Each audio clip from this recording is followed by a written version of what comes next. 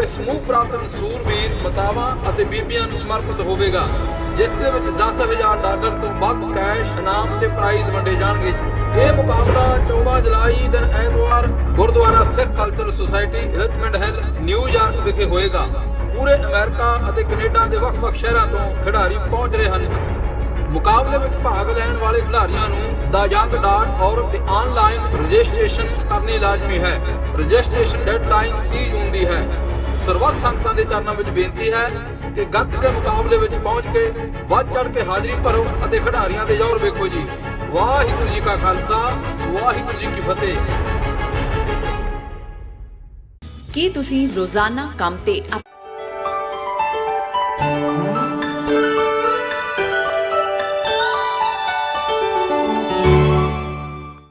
Viewers, ਆਪ ਸਭ ਦਾ break ਤੋਂ ਬਾਅਦ ਸਵਾਗਤ ਹੈ। ਅਸੀਂ ਜਿਹੜਾ ਇਹ ਸੱਚੋ ਸੱਚ ਪ੍ਰੋਗਰਾਮ ਹੈ ਉਹਦੀ ਜਿਹੜੀ ਵਿਚਾਰ ਚਰਚਾ ਹੈ ਉਹਨੂੰ ਕੰਟੀਨਿਊ ਕਰਦੇ ਹਾਂ। ਡਾਕਟਰ ਅਮਰਜੀਤ ਸਿੰਘ ਸਾਡੇ ਨਾਲ ਮੌਜੂਦ ਨੇ। ਡਾਕਟਰ ਸਾਹਿਬ, ਜਿਵੇਂ ਪਿਛਲੇ ਸੈਗਮੈਂਟ ਦੇ ਵਿੱਚ ਅਸੀਂ 6 ਫॉर ਜਸਟਿਸ ਦੇ ਉੱਤੇ ਲੱਗੇ ਬੈਨ ਦਾ ਜ਼ਿਕਰ ਕੀਤਾ ਹੈ, ਉਹਦੇ ਇਨਸ ਐਂਡ ਆਊਟਸ ਤੇ ਅੱਗੇ ਆਉਣ ਵਾਲੇ ਸਮੇਂ ਦੇ ਵਿੱਚ ਕੀ ਐਕਸਪੈਕਟ ਕੀਤਾ ਜਾ ਸਕਦਾ, ਖਾਸ ਤੌਰ 'ਤੇ ਇੰਡੀਅਨ ਸਾਈਡ ਤੋਂ ਇਸ ਦੇ ਉੱਤੇ ਡਿਸਕਸ਼ਨ ਕੀਤੀ ਹੈ। ਹੁਣ ਅਸੀਂ ਦੇਖੀਏ, ਗੱਲ ਕਰੀਏ ਕਰਤਾਰਪੁਰ ਕੋਰੀਡੋਰ ਦੀ ਜਿਹੜੀ ਡੈਲੀਗੇਟਸ ਦੋਵਾਂ ਪਾਸਿਓਂ ਉਹਨਾਂ ਦੀ ਮਿਲਣੀ ਹੋਣੀ ਹੈ 14 ਜੁਲਾਈ ਨੂੰ ਹੋਣ ਜਾ ਰਹੀ ਹੈ। ਪਿਛਲੀ ਵਾਰ ਅਸੀਂ ਦੇਖਿਆ ਕਿ ਜਦੋਂ ਅਪ੍ਰੈਲ ਦੇ ਵਿੱਚ ਇਹੀ ਜਿਹੜੀ ਡੈਲੀਗੇਸ਼ਨਸ ਦੀ ਮੀਟਿੰਗ ਹੋਣੀ ਸੀ ਇੰਡੀਅਨ ਤੇ ਪਾਕਿਸਤਾਨੀ ਸਾਈਡ ਤੋਂ, ਉਹ ਇੰਡੀਅਨ ਸਾਈਡ ਵੱਲੋਂ ਇਹ ਕਹਿ ਕੇ ਇਨਕਾਰ ਕਰ ਦਿੱਤਾ ਗਿਆ ਸੀ ਕਿ ਪਾਕਿਸਤਾਨੀ ਸਾਈਡ 'ਤੇ ਜਿਹੜਾ ਡੈਲੀਗੇਟ ਹੈ ਉਹਦੇ ਵਿੱਚ ਪਾਕਿਸਤਾਨ ਗੁਰਦੁਆਰਾ ਪ੍ਰਬੰਧਕ ਕਮੇਟੀ ਦੇ ਜਿਹੜੇ ਨੁਮਾਇੰਦੇ ਨੇ ਉਹ ਸ਼ਾਮਲ ਨੇ ਤੇ ਉਹ ਖਾਲਿਸਤਾਨ ਦੀ ਹਮਾਇਤ ਕਰਦੇ ਆ, ਤੇ ਇਸ ਕਰਕੇ ਅਸੀਂ ਜਿਹੜੀ ਗੱਲਬਾਤ ਹੈ ਉਹ ਨਹੀਂ ਕਰਨੀ। ਸੋ ਇਸ ਵਕਤ ਜਿਹੜੀ ਇਹ ਮੀਟਿੰਗ ਹੈ 14 ਜੁਲਾਈ ਨੂੰ ਹੋਣ ਜਾ ਰਹੀ ਹੈ, ਹੋਵੇਗੀ, ਉਹਦੇ ਕੀ ਆਊਟਕਮਸ ਹੋਣਗੇ ਉਹ ਇੱਕ ਪਾਸੇ ਨੇ। ਪਰ ਜਿੱਥੇ ਇੰਡੀਅਨ ਸਾਈਡ 'ਤੇ ਹਮੇਸ਼ਾ ਇਸ ਕਰਤਾਰਪੁਰ ਕੋਰੀਡੋਰ ਨੂੰ ਡਿਲੇ ਕਰਨ ਦੇ ਜਿਹੜੇ ਇਲਜ਼ਾਮ ਨੇ ਉਹ ਲੱਗਦੇ ਨੇ, ਐਂਡ ਰਾਈਟਲੀ ਸੋ ਆਈ ਵੁੱਡ ਸੇ, ਪਰ ਉਹਨਾਂ ਦਾ ਵੀ ਇਸ ਵਕਤ ਅਸੀਂ ਅੱਜ ਕੱਲ੍ਹ ਦੇ ਵਿੱਚ ਦੇਖੀਏ ਤਾਂ ਇੰਡੀਅਨ ਗਵਰਨਮੈਂਟ ਸਾਈਡ ਤੋਂ ਵੀ ਇਹ ਗੱਲ ਆਈ ਹੈ, ਓਫੀਸ਼ੀਅਲੀ ਉਹਨਾਂ ਨੇ ਕਿਹਾ ਕਿ ਨਹੀਂ, ਇਹ ਗੱਲ ਇੱਦਾਂ ਨਹੀਂ ਹੈਗੀ, ਸਾਨੂੰ ਤੁਸੀਂ ਜਾਣਬੁੱਝ ਕੇ ਜਿਹੜਾ ਹੈ ਉਹ ਬਲੇਮ ਕਰ ਰਹੇ ਹੋ। ਤੁਸੀਂ ਕਿਵੇਂ ਦੇਖਦੇ ਹੋ ਇਸ ਸਾਰੇ ਪਾਰਟ ਨੂੰ, ਤੇ ਖਾਸ ਤੌਰ 'ਤੇ ਜਿਹੜਾ ਸਪਸ਼ਟੀਕਰਨ ਇੰਡੀਅਨ ਸਾਈਡ ਵੱਲੋਂ ਦਿੱਤਾ ਗਿਆ? ਦੇਖੋ, ਪਿਛਲੇ ਦਿਨਾਂ 'ਚ ਹਿੰਦੁਸਤਾਨ ਟਾਈਮਜ਼ ਅਖਬਾਰ, ਜਿਹੜੀ ਕਿ ਭਾਰਤੀ ਇੰਟੈਲੀਜੈਂਸ ਏਜੰਸੀਆਂ ਦੀ ਖਬਰ ਪਲਾਂਟ ਕਰਨ ਦੇ ਲਈ ਫੇਵਰੇਟ ਅਖਬਾਰ ਹੈ, ਉਸ ਦੇ ਵਿੱਚ ਇੱਕ ਸਟੋਰੀ ਸੀ ਜਿਹਦੇ 'ਚ ਇਸ ਹਵਾਲੇ ਨਾਲ ਉਹਨਾਂ ਨੇ ਕਿਹਾ ਸੀ ਕਿ ਉਹਨਾਂ ਦੇ ਕੋਲ ਉਹ ਰਿਪੋਰਟ ਹੈ ਕਿ ਕਿਵੇਂ ਭਾਰਤ ਦੀਆਂ ਡਿਫਰੈਂਟ ਇੰਟੈਲੀਜੈਂਸ ਏਜੰਸੀਆਂ, ਪੰਜਾਬ ਦੀਆਂ ਏਜੰਸੀਆਂ, ਉਹਨਾਂ ਦੀ ਸਾਂਝੀ ਮੀਟਿੰਗ ਦੇ ਵਿੱਚ ਬਹੁਤ ਡੈਲੀਬਰੇਟ ਜਿਹੜੀ ਹੈ, ਬੜੀਆਂ ਡੈਲੀਬਰੇਸ਼ਨਸ ਤੋਂ ਬਾਅਦ ਜਿਹੜਾ ਉਹਨਾਂ ਨੇ ਸਿੱਟਾ ਕੱਢਿਆ, ਉਹਦੇ 'ਚ ਉਹਨਾਂ ਨੇ ਕਿਹਾ ਕਿ ਵੀ ਇਹ ਕਰਤਾਰਪੁਰ ਕੋਰੀਡੋਰ ਇਹ ਜੇ ਅਸੀਂ ਬਣਾਉਂਦੇ ਹਾਂ ਤੇ ਜ਼ਾਹਰ ਹੈ ਕਿ ਵੀ ਇਹ ISI ਲਈ ਔਰ ਬਾਹਰ ਬੈਠੇ ਜਿਹੜੇ ਖਾਲਿਸਤਾਨੀ ਐਕਟਿਵਿਸਟ ਨੇ ਉਹਨਾਂ ਨੂੰ ਇੱਕ ਪਲੇਟਫਾਰਮ ਮੁਹੱਈਆ ਕਰੇਗਾ, ਜਿਹੜੇ ਸਿੱਖ ਜਾਣਗੇ ਉਹਨਾਂ ਨੂੰ ਉਹ ਰੈਡੀਕਲਾਈਜ਼ ਕਰਨਗੇ, ਖਾਲਿਸਤਾਨ ਦੀ ਗੱਲ ਜਿਹੜੀ ਹੈ ਉਹ ਹੋਏਗੀ, ਤੁਰੇਗੀ ਜੀ। ਔਰ ਉਹਨਾਂ ਨੇ ਕਿਹਾ ਕਿ ਵੀ ਜੇ ਇਹਨੂੰ ਨਹੀਂ ਬਣਾਇਆ ਜਾਂਦਾ ਜਾਂ ਇਸ ਦੇ ਵਿੱਚ ਕੋਈ ਰੁਕਾਵਟ ਹੁੰਦੀ ਹੈ, ਇਹ ਵੀ ਜਿਹੜੀ ਬਾਹਰ ਬੈਠੀ ਸਿੱਖ ਕਮਿਊਨਿਟੀ, ਔਰ ਸਿੱਖ ਕਮਿਊਨਿਟੀ 'ਚ ਇਹ ਮੈਸੇਜ ਜਾਏਗਾ ਕਿ ਇੰਡੀਅਨ ਗਵਰਨਮੈਂਟ ਚਾਹੁੰਦੀ ਨਹੀਂ, ਔਰ ਇਹ ਵੀ ਜਿਹੜਾ ਹੈ ਇਹ ਖਾਲਿਸਤਾਨ ਦੇ ਹੱਕ ਦੇ ਵਿੱਚ ਜਾਂ ਉਸ ਕਿਸਮ ਦਾ ਮਾਹੌਲ ਬਣਾਏ। ਸੋ ਇਸ ਨੂੰ ਜੇ ਅਸੀਂ ਸਾਦਾ ਪੰਜਾਬੀ 'ਚ ਕਹਿਣਾ ਹੋਏ ਕਿ ਵੀ ਪੰਜਾਬੀ ਦਾ ਖਾਣ ਸੱਪ ਦੇ ਮੂੰਹ 'ਚ ਕੋੜ ਕਿਰਲੀ ਵੜ ਹੈ, ਲੋਕਾਂ ਦੇ ਵਿੱਚ ਇਹ ਫੋਕਲੋਰ ਦੇ ਵਿੱਚ ਸੀ ਕਿ ਜਿਹੜੀ ਛਿਪਕਲੀ ਜਿਹਨੂੰ ਇਹ ਕਹਿੰਦੇ ਨੇ ਹਿੰਦੀ ਦੇ ਵਿੱਚ, ਪੰਜਾਬੀ 'ਚ ਅਸੀਂ ਕੋੜ ਕਿਰਲੀ ਕਹਿੰਦੇ, ਇਹ ਵੀ ਕਿਤੇ ਰਿਹਾ ਕਿ ਵੀ ਇਹਨੂੰ ਖਾਣ ਨਾਲ ਕੋੜ ਹੁੰਦਾ। ਸੋ ਉਹਦੇ 'ਚ ਇਹ ਸੀ ਕਿ ਵੀ ਹੁਣ ਸੱਪ ਭੁੱਖਾ ਹੈ, ਲੇਕਿਨ ਉਹ ਕਰ ਰਿਹਾ, ਲੱਭ ਰਿਹਾ ਆਪਣੇ ਭੁੱਖ ਦੇ ਲਈ, ਤੇ ਜੇ ਉਹਦੇ 'ਚ ਉਹਨੇ ਉਹੀ ਕੋੜ ਕਿਰਲੀ ਫੜ ਲਈ, ਹੁਣ ਜੇ ਉਹ ਨਿਕਲਦਾ ਤੇ ਜ਼ਾਹਰ ਹੈ ਵੀ ਇਹ ਫੇਸ ਤੇ ਥੱਲੇ ਕਿ ਵੀ ਉਹਨੂੰ ਕੋੜ ਹੋ ਜਾਏਗਾ, ਤੇ ਜੇ ਉਹਨੂੰ ਛੱਡਦਾ ਤੇ ਭੁੱਖਾ ਮਰੇਗਾ। ਸੋ ਉਹਦੇ ਲਈ ਇੱਕ ਡਿਲੇਮਾ ਬਣ ਗਿਆ ਕਿ ਉਹ ਕੀ ਕਰੇ। ਸੋ ਮੈਨੂੰ ਇਹ ਲੱਗਦਾ ਹੈ ਕਿ ਵੀ ਇਹਨਾਂ ਨੇ ਜਿਹਨਾਂ ਲਗਭਗ 72 ਸਾਲ ਇਸ ਨੂੰ ਡਿਲੇ ਕੀਤਾ, ਸਿੱਖਾਂ ਦੇ ਮੁੱਦੇ ਜਿਹੜੇ ਪਾਕਿਸਤਾਨ ਦੇ ਗੁਰਦੁਆਰਿਆਂ ਨਾਲ ਸੰਬੰਧਿਤ ਸੀ, ਉਹਨਾਂ ਨੂੰ ਕਦੇ ਵੀ ਹਾਇਰ ਲੈਵਲ ਦੇ ਉੱਤੇ, ਕਿਉਂਕਿ ਇਹ ਨਹੀਂ ਹੈ ਵੀ ਕੋਈ ਇੱਕ ਵਾਰ ਇਹਨਾਂ ਦੀ ਡੈਲੀਬਰੇਸ਼ਨ ਹੋਈ ਹੈ, ਕਿੰਨੇ ਮੌਕੇ ਆਏ, 65 ਵੇਲੇ, 71 ਵੇਲੇ, ਗਵਰਨਮੈਂਟ ਟੂ ਗਵਰਨਮੈਂਟ ਲੈਵਲ, ਪਰ ਇਹਨਾਂ ਨੇ ਕਦੇ ਵੀ ਸਿੱਖ ਇਸ਼ੂ ਜਾਂ ਸਿੱਖਾਂ ਦੀ ਐਕਸੈਸ ਗੁਰਦੁਆਰਿਆਂ 'ਚ ਪਾਕਿਸਤਾਨ ਦੇ ਹੋਏ ਜਥਿਆਂ ਦੀ ਗਿਣਤੀ ਵਧਾਈ ਜਾਏ, ਕੀ ਸਹੂਲਤਾਂ ਹੋਣ, ਕੀ ਵਧਣ, ਇਹਨਾਂ ਨੇ ਉਸ ਸਾਰੇ ਨੂੰ ਕਦੇ ਵੀ ਜਿਹੜਾ ਇਸ ਨੂੰ ਐਨਕਰੇਜ ਨਹੀਂ ਕੀਤਾ। ਲੇਕਿਨ ਇਹ ਜਿਹੜੀ ਸਡਨ ਚੇਂਜ ਜਿਹੜੀ ਕਿ ਮੈਂ ਸਮਝਦਾ ਵੀ ਪਾਕਿਸਤਾਨ ਦੀ ਹਕੂਮਤ ਇਮਰਾਨ ਖਾਨ ਦੀ, ਬੇਸ਼ੱਕ ਪਿਛਲੇ 20 ਸਾਲ ਤੋਂ ਲਗਭਗ 1999 ਤੋਂ ਬਾਅਦ ਹੀ ਜਦੋਂ ਕਿ ਪਾਕਿਸਤਾਨ ਸਿੱਖ ਗੁਰਦੁਆਰਾ ਪ੍ਰਬੰਧਕ ਕਮੇਟੀ ਬਣੀ, ਇਸ ਕਰਤਾਰਪੁਰ ਸਾਹਿਬ ਦਾ ਗੁਰਦੁਆਰਾ ਸਾਹਿਬ ਜਿਹੜਾ ਕਿ 65 ਦੀ ਜੰਗ ਵੇਲੇ ਖਾਸ ਤੌਰ ਦੇ ਉੱਤੇ ਈਵਨ ਟਾਰਗੇਟ ਕੀਤਾ ਸੀ ਇੰਡੀਅਨ ਹਵਾਈ ਫੌਜ ਨੇ, ਔਰ ਅਜੇ ਵੀ ਉਸ ਗੁਰਦੁਆਰਾ ਸਾਹਿਬ ਦੇ ਕੰਪਲੈਕਸ 'ਚ ਇੱਕੋ ਬੰਬ ਰੱਖਿਆ ਹੋਇਆ, ਉਹਦੇ ਟੁਕੜੇ ਜਿਹੜਾ ਚੱਲਿਆ ਨਹੀਂ ਸੀ, ਔਰ ਇਹਨਾਂ ਦਾ ਤਾਂ ਮਕਸਦ ਉਦੋਂ ਵੀ ਤਬਾਹ ਕਰਕੇ ਉਹਨੂੰ ਪਾਕਿਸਤਾਨ ਦੇ ਖਾਤੇ 'ਚ ਪਾਉਣਾ ਸੀ। ਔਰ ਅੱਜ ਹੀ ਮੀਡੀਆ ਦੀ ਖਬਰ ਹੈ ਕਿ ਪਾਕਿਸਤਾਨੀ ਸਾਈਟ ਤੇ ਜਿੱਥੇ ਲਗਭਗ 70% ਕੰਮ ਮੁਕੰਮਲ ਹੋ ਚੁੱਕਾ ਹੈ, ਖੁਦਾਈ ਦੇ ਦੌਰਾਨ ਇੱਕ ਐਂਟਾਈ ਟੈਂਕ ਮਿਸਲ ਮਿਲੀ ਹੈ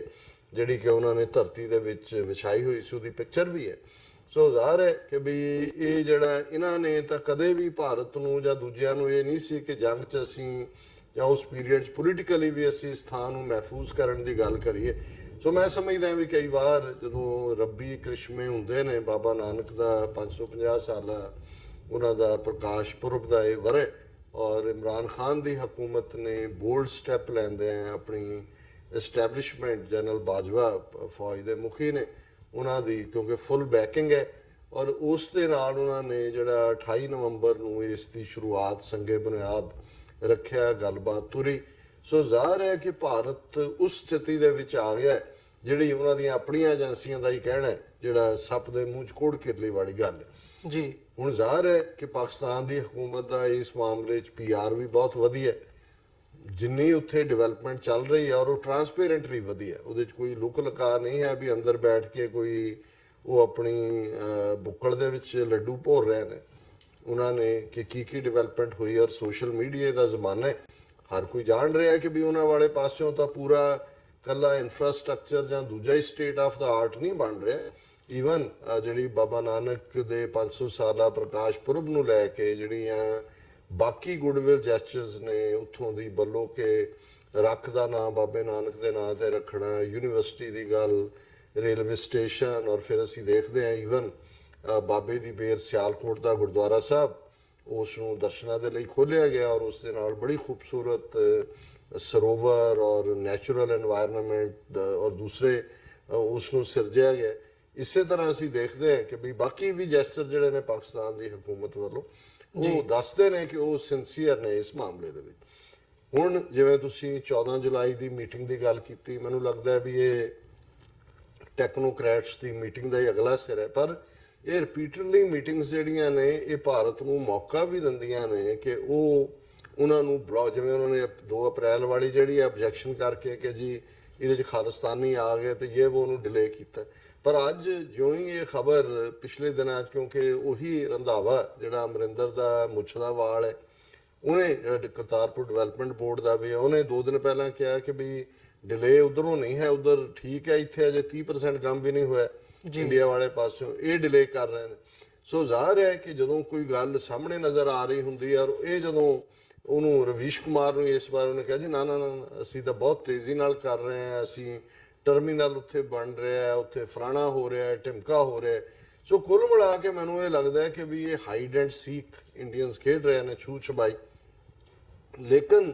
ਜਿਹੜੀ ਥਰਸਟ ਸਾਰੇ ਪਾਸੇ ਨੂੰ ਜਾ ਰਹੀ ਹੈ, ਇੱਕ ਪਾਸੇ ਜੇ ਉਹਨਾਂ ਦੀਆਂ ਏਜੰਸੀਆਂ ਨੇ ਫੈਸਲਾ ਕੀਤਾ ਹੈ ਕਿ ਡਾਇਸਪੋਰਾ ਸਿੱਖਾਂ ਨੂੰ ਹੈਡ ਔਨ ਲੈਣਾ ਔਰ ਬੈਨ ਦੀ ਗੱਲ, ਔਰ ਕੈਨੇਡਾ ਸਰਕਾਰ ਜਾਂ ਇੰਗਲੈਂਡ ਤੱਕ ਇਸ ਇਸ਼ੂ ਨੂੰ ਲੈਣ ਦੀ ਗੱਲ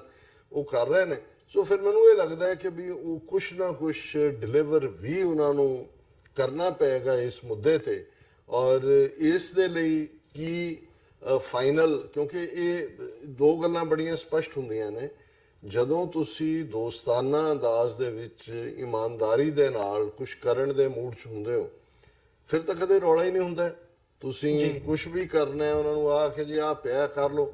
ਜਦੋਂ ਤੁਸੀਂ ਹਰ ਚੀਜ਼ ਦੇ ਵਿੱਚ ਹੁਜਤ ਵਾਲਾ ਰਵੱਈਆ ਰੱਖਦੇ ਹੋ, ਔਰ ਤੁਹਾਡਾ ਮਕਸਦ ਉਹਨੂੰ ਡਿਲੇ ਕਰਨਾ ਇਸ ਲਈ ਹੈ ਕਿਉਂਕਿ ਤੁਹਾਨੂੰ ਇਹ ਲੱਗਦਾ ਹੈ ਕਿ ਕਰਤਾਰਪੁਰ ਕੋਰੀਡੋਰ ਜਿਹੜਾ ਸਿੰਬਲ ਆਫ ਗੁੱਡਵਿਲ ਸਿੱਖ ਕੌਮ ਔਰ ਪਾਕਿਸਤਾਨੀ ਭਾਈਚਾਰੇ 'ਚ, ਪਾਕਿਸਤਾਨੀ ਮੁਲਕ ਦੇ ਵਿੱਚ, ਉਹ ਤਾਂ ਆਲਰੇਡੀ ਬਣ ਚੁੱਕਾ ਹੈ। ਤੇ ਇਹੀ symbol of peace between two countries ਵੀ ਬਣ ਸਕਦਾ, ਪਰ ਉਹ ਤਾਂ ਚਾਹੁੰਦੇ ਨਹੀਂ। ਉਹਨਾਂ ਦੀ ਤਾਂ ਸਾਰੀ ਸਿਆਸਤ ਜਾਂ ਉਹਨਾਂ ਦੀ ਜਿਹੜੀ ਹੋਂਦ ਹੈ, ਜਾਂ ਜਿਹਨੂੰ ਪੰਜਾਬੀ 'ਚ ਅਸੀਂ ਤੋਰੀ ਫੁਲਕਾ ਕਹੀਏ ਪੋਲੀਟੀਕਲੀ, ਇਹਨਾਂ ਦਾ ਉਹ ਤੇ ਚੱਲਦਾ ਹੀ ਪਾਕਿਸਤਾਨ ਦੇ ਨਾਲ ਨਫ਼ਰਤ ਦੇ ਉੱਤੇ ਹੈ। ਔਰ ਟਕਰਾਅ ਦੀ ਰਾਜਨੀਤੀ ਜਿਹੜੀ ਕਿ ਹਿੰਦੂਤਵਾ ਦੀ ਇੱਕੋ ਇੱਕ ਸੈਲਿੰਗ ਚਿਪ ਹੈ। ਸੋ ਮੈਂ ਸਮਝਦਾ ਵੀ ਇਹ ਇਸ ਮਾਮਲੇ ਦੇ ਵਿੱਚ ਜਿਹੜਾ ਸਿੱਖ ਫੈਕਟਰ ਹੈ, ਜੇ ਸਿੱਖ ਫੈਕਟਰ ਇਹਨਾਂ ਦੇ ਨਾਲ ਸਹਿਮਤ ਨਹੀਂ ਹੈ ਤੇ ਫਿਰ ਉਹ ਵੀ ਪਾਕਿਸਤਾਨ ਦੇ ISI ਦੇ ਨੇ। ਜੇ ਇਹਨਾਂ ਦੇ ਨਾਲ ਸਹਿਮਤ ਹੈ, ਫਿਰ ਸਿੱਖਾਂ ਦਾ ਖੌਫ ਦਿਖਾ ਕੇ ਪਾਕਿਸਤਾਨ ਨੂੰ ਜਿਹੜਾ ਉਹਦੀ ਨੈਗੇਟਿਵਿਟੀ ਕਰਨ ਦੀ ਲਾਈਨ ਹੈ। ਸੋ ਕੁੱਲ ਮਿਲਾ ਕੇ ਇਸ ਵੇਲੇ ਇਹ ਜਿਹੜੀ ਹੈ ਉਹ ਗੇਮ ਆਫ ਥਰੋਨਸ ਦੀ ਤਰ੍ਹਾਂ ਚੱਲ ਰਿਹਾ ਹੈ। ਕੰਸਪੀਰੇਸੀ ਹੈ, ਹਰ ਥਾਂ ਦੇ ਉੱਤੇ ਇੰਟਰੀਗ ਹੈ, ਪਰ ਪਾਕਿਸਤਾਨ ਵਾਲੇ ਪਾਸਿਓਂ ਘੱਟੋ ਘੱਟ ਇੱਕ ਗੱਲ ਅਸੀਂ ਇਮਾਨਦਾਰੀ ਨਾਲ ਇਹ ਕਹਿ ਸਕਦੇ ਹਾਂ ਕਿ ਨਾ ਸਿਰਫ ਪਾਕਿਸਤਾਨ ਦੀ ਹਕੂਮਤ ਜਾਂ ਉਹਨਾਂ ਦੀ ਐਸਟੈਬਲਿਸ਼ਮੈਂਟ, ਮਚ ਮਲਾਈਂਡ ਐਸਟੈਬਲਿਸ਼ਮੈਂਟ, ਜਦੋਂ ਪਾਕਿਸਤਾਨੀ ਫੌਜ ਦੇ ਹਵਾਲੇ ਨਾਲ ਗੱਲ ਹੁੰਦੀ ਹੈ, ਨੈਗੇਟਿਵਿਟੀ ਦੇ ਨਾਲ ਇਹਨਾਂ ਦੀਆਂ ਅਖਬਾਰਾਂ ਭਰੀਆਂ ਹੁੰਦੀਆਂ ਨੇ, ਲੇਕਿਨ ਮੈਂ ਇਹ ਕਹਿ ਸਕਦਾ ਕਿ ਸਿੱਖ ਮੁੱਦੇ ਦੇ ਉੱਤੇ ਔਰ ਕਰਤਾਰਪੁਰ ਕੋਰੀਡੋਰ ਦੇ ਮਾਮਲੇ 'ਚ, ਸਿੱਖ ਗੁਰਦੁਆਰਿਆਂ ਦੇ ਮਾਮਲੇ 'ਚ ਪਾਕਿਸਤਾਨ ਦੀ ਗਵਰਨਮੈਂਟ, ਪਾਕਿਸਤਾਨ ਦੀ ਐਸਟੈਬਲਿਸ਼ਮੈਂਟ, ਪਾਕਿਸਤਾਨ ਦੀਆਂ ਸਾਰੀਆਂ ਹੀ ਸਿਆਸੀ ਧਿਰਾਂ ਔਰ ਪਾਕਿਸਤਾਨ ਦਾ ਆਵਾਮ ਇਹ ਇੱਕ ਪੇਜ ਤੇ ਨੇ। ਤੇ ਜੇ ਭਾਰਤ 'ਚ ਕਹਿਣਾ ਹੋਏ ਕਿ ਭਾਰਤੀ ਹਕੂਮਤ, ਭਾਰਤੀ ਫੌਜ, ਉਹਨਾਂ ਦੀ ਇੰਟੈਲੀਜੈਂਸ ਏਜੰਸੀਆਂ ਜਿਨ੍ਹਾਂ ਦਾ ਮੁਖੀ ਅਜੀਤ ਡੋਵਲ ਹੈ, ਉਹਨਾਂ ਦਾ ਮੀਡੀਆ ਇਲੈਕਟ੍ਰੋਨਿਕ ਹੋਏ, ਪ੍ਰਿੰਟ ਹੋਏ, ਔਰ ਉਹਨਾਂ ਦਾ ਆਵਾਮ ਜਿਨ੍ਹਾਂ ਦੇ ਰਿਐਕਸ਼ਨ ਤੁਸੀਂ ਸੋਸ਼ਲ ਮੀਡੀਆ ਤੋਂ ਦੇਖ ਸਕਦੇ ਹੋ, ਉਹ ਸਾਰੇ ਸਿੱਖ ਵਿਰੋਧੀ,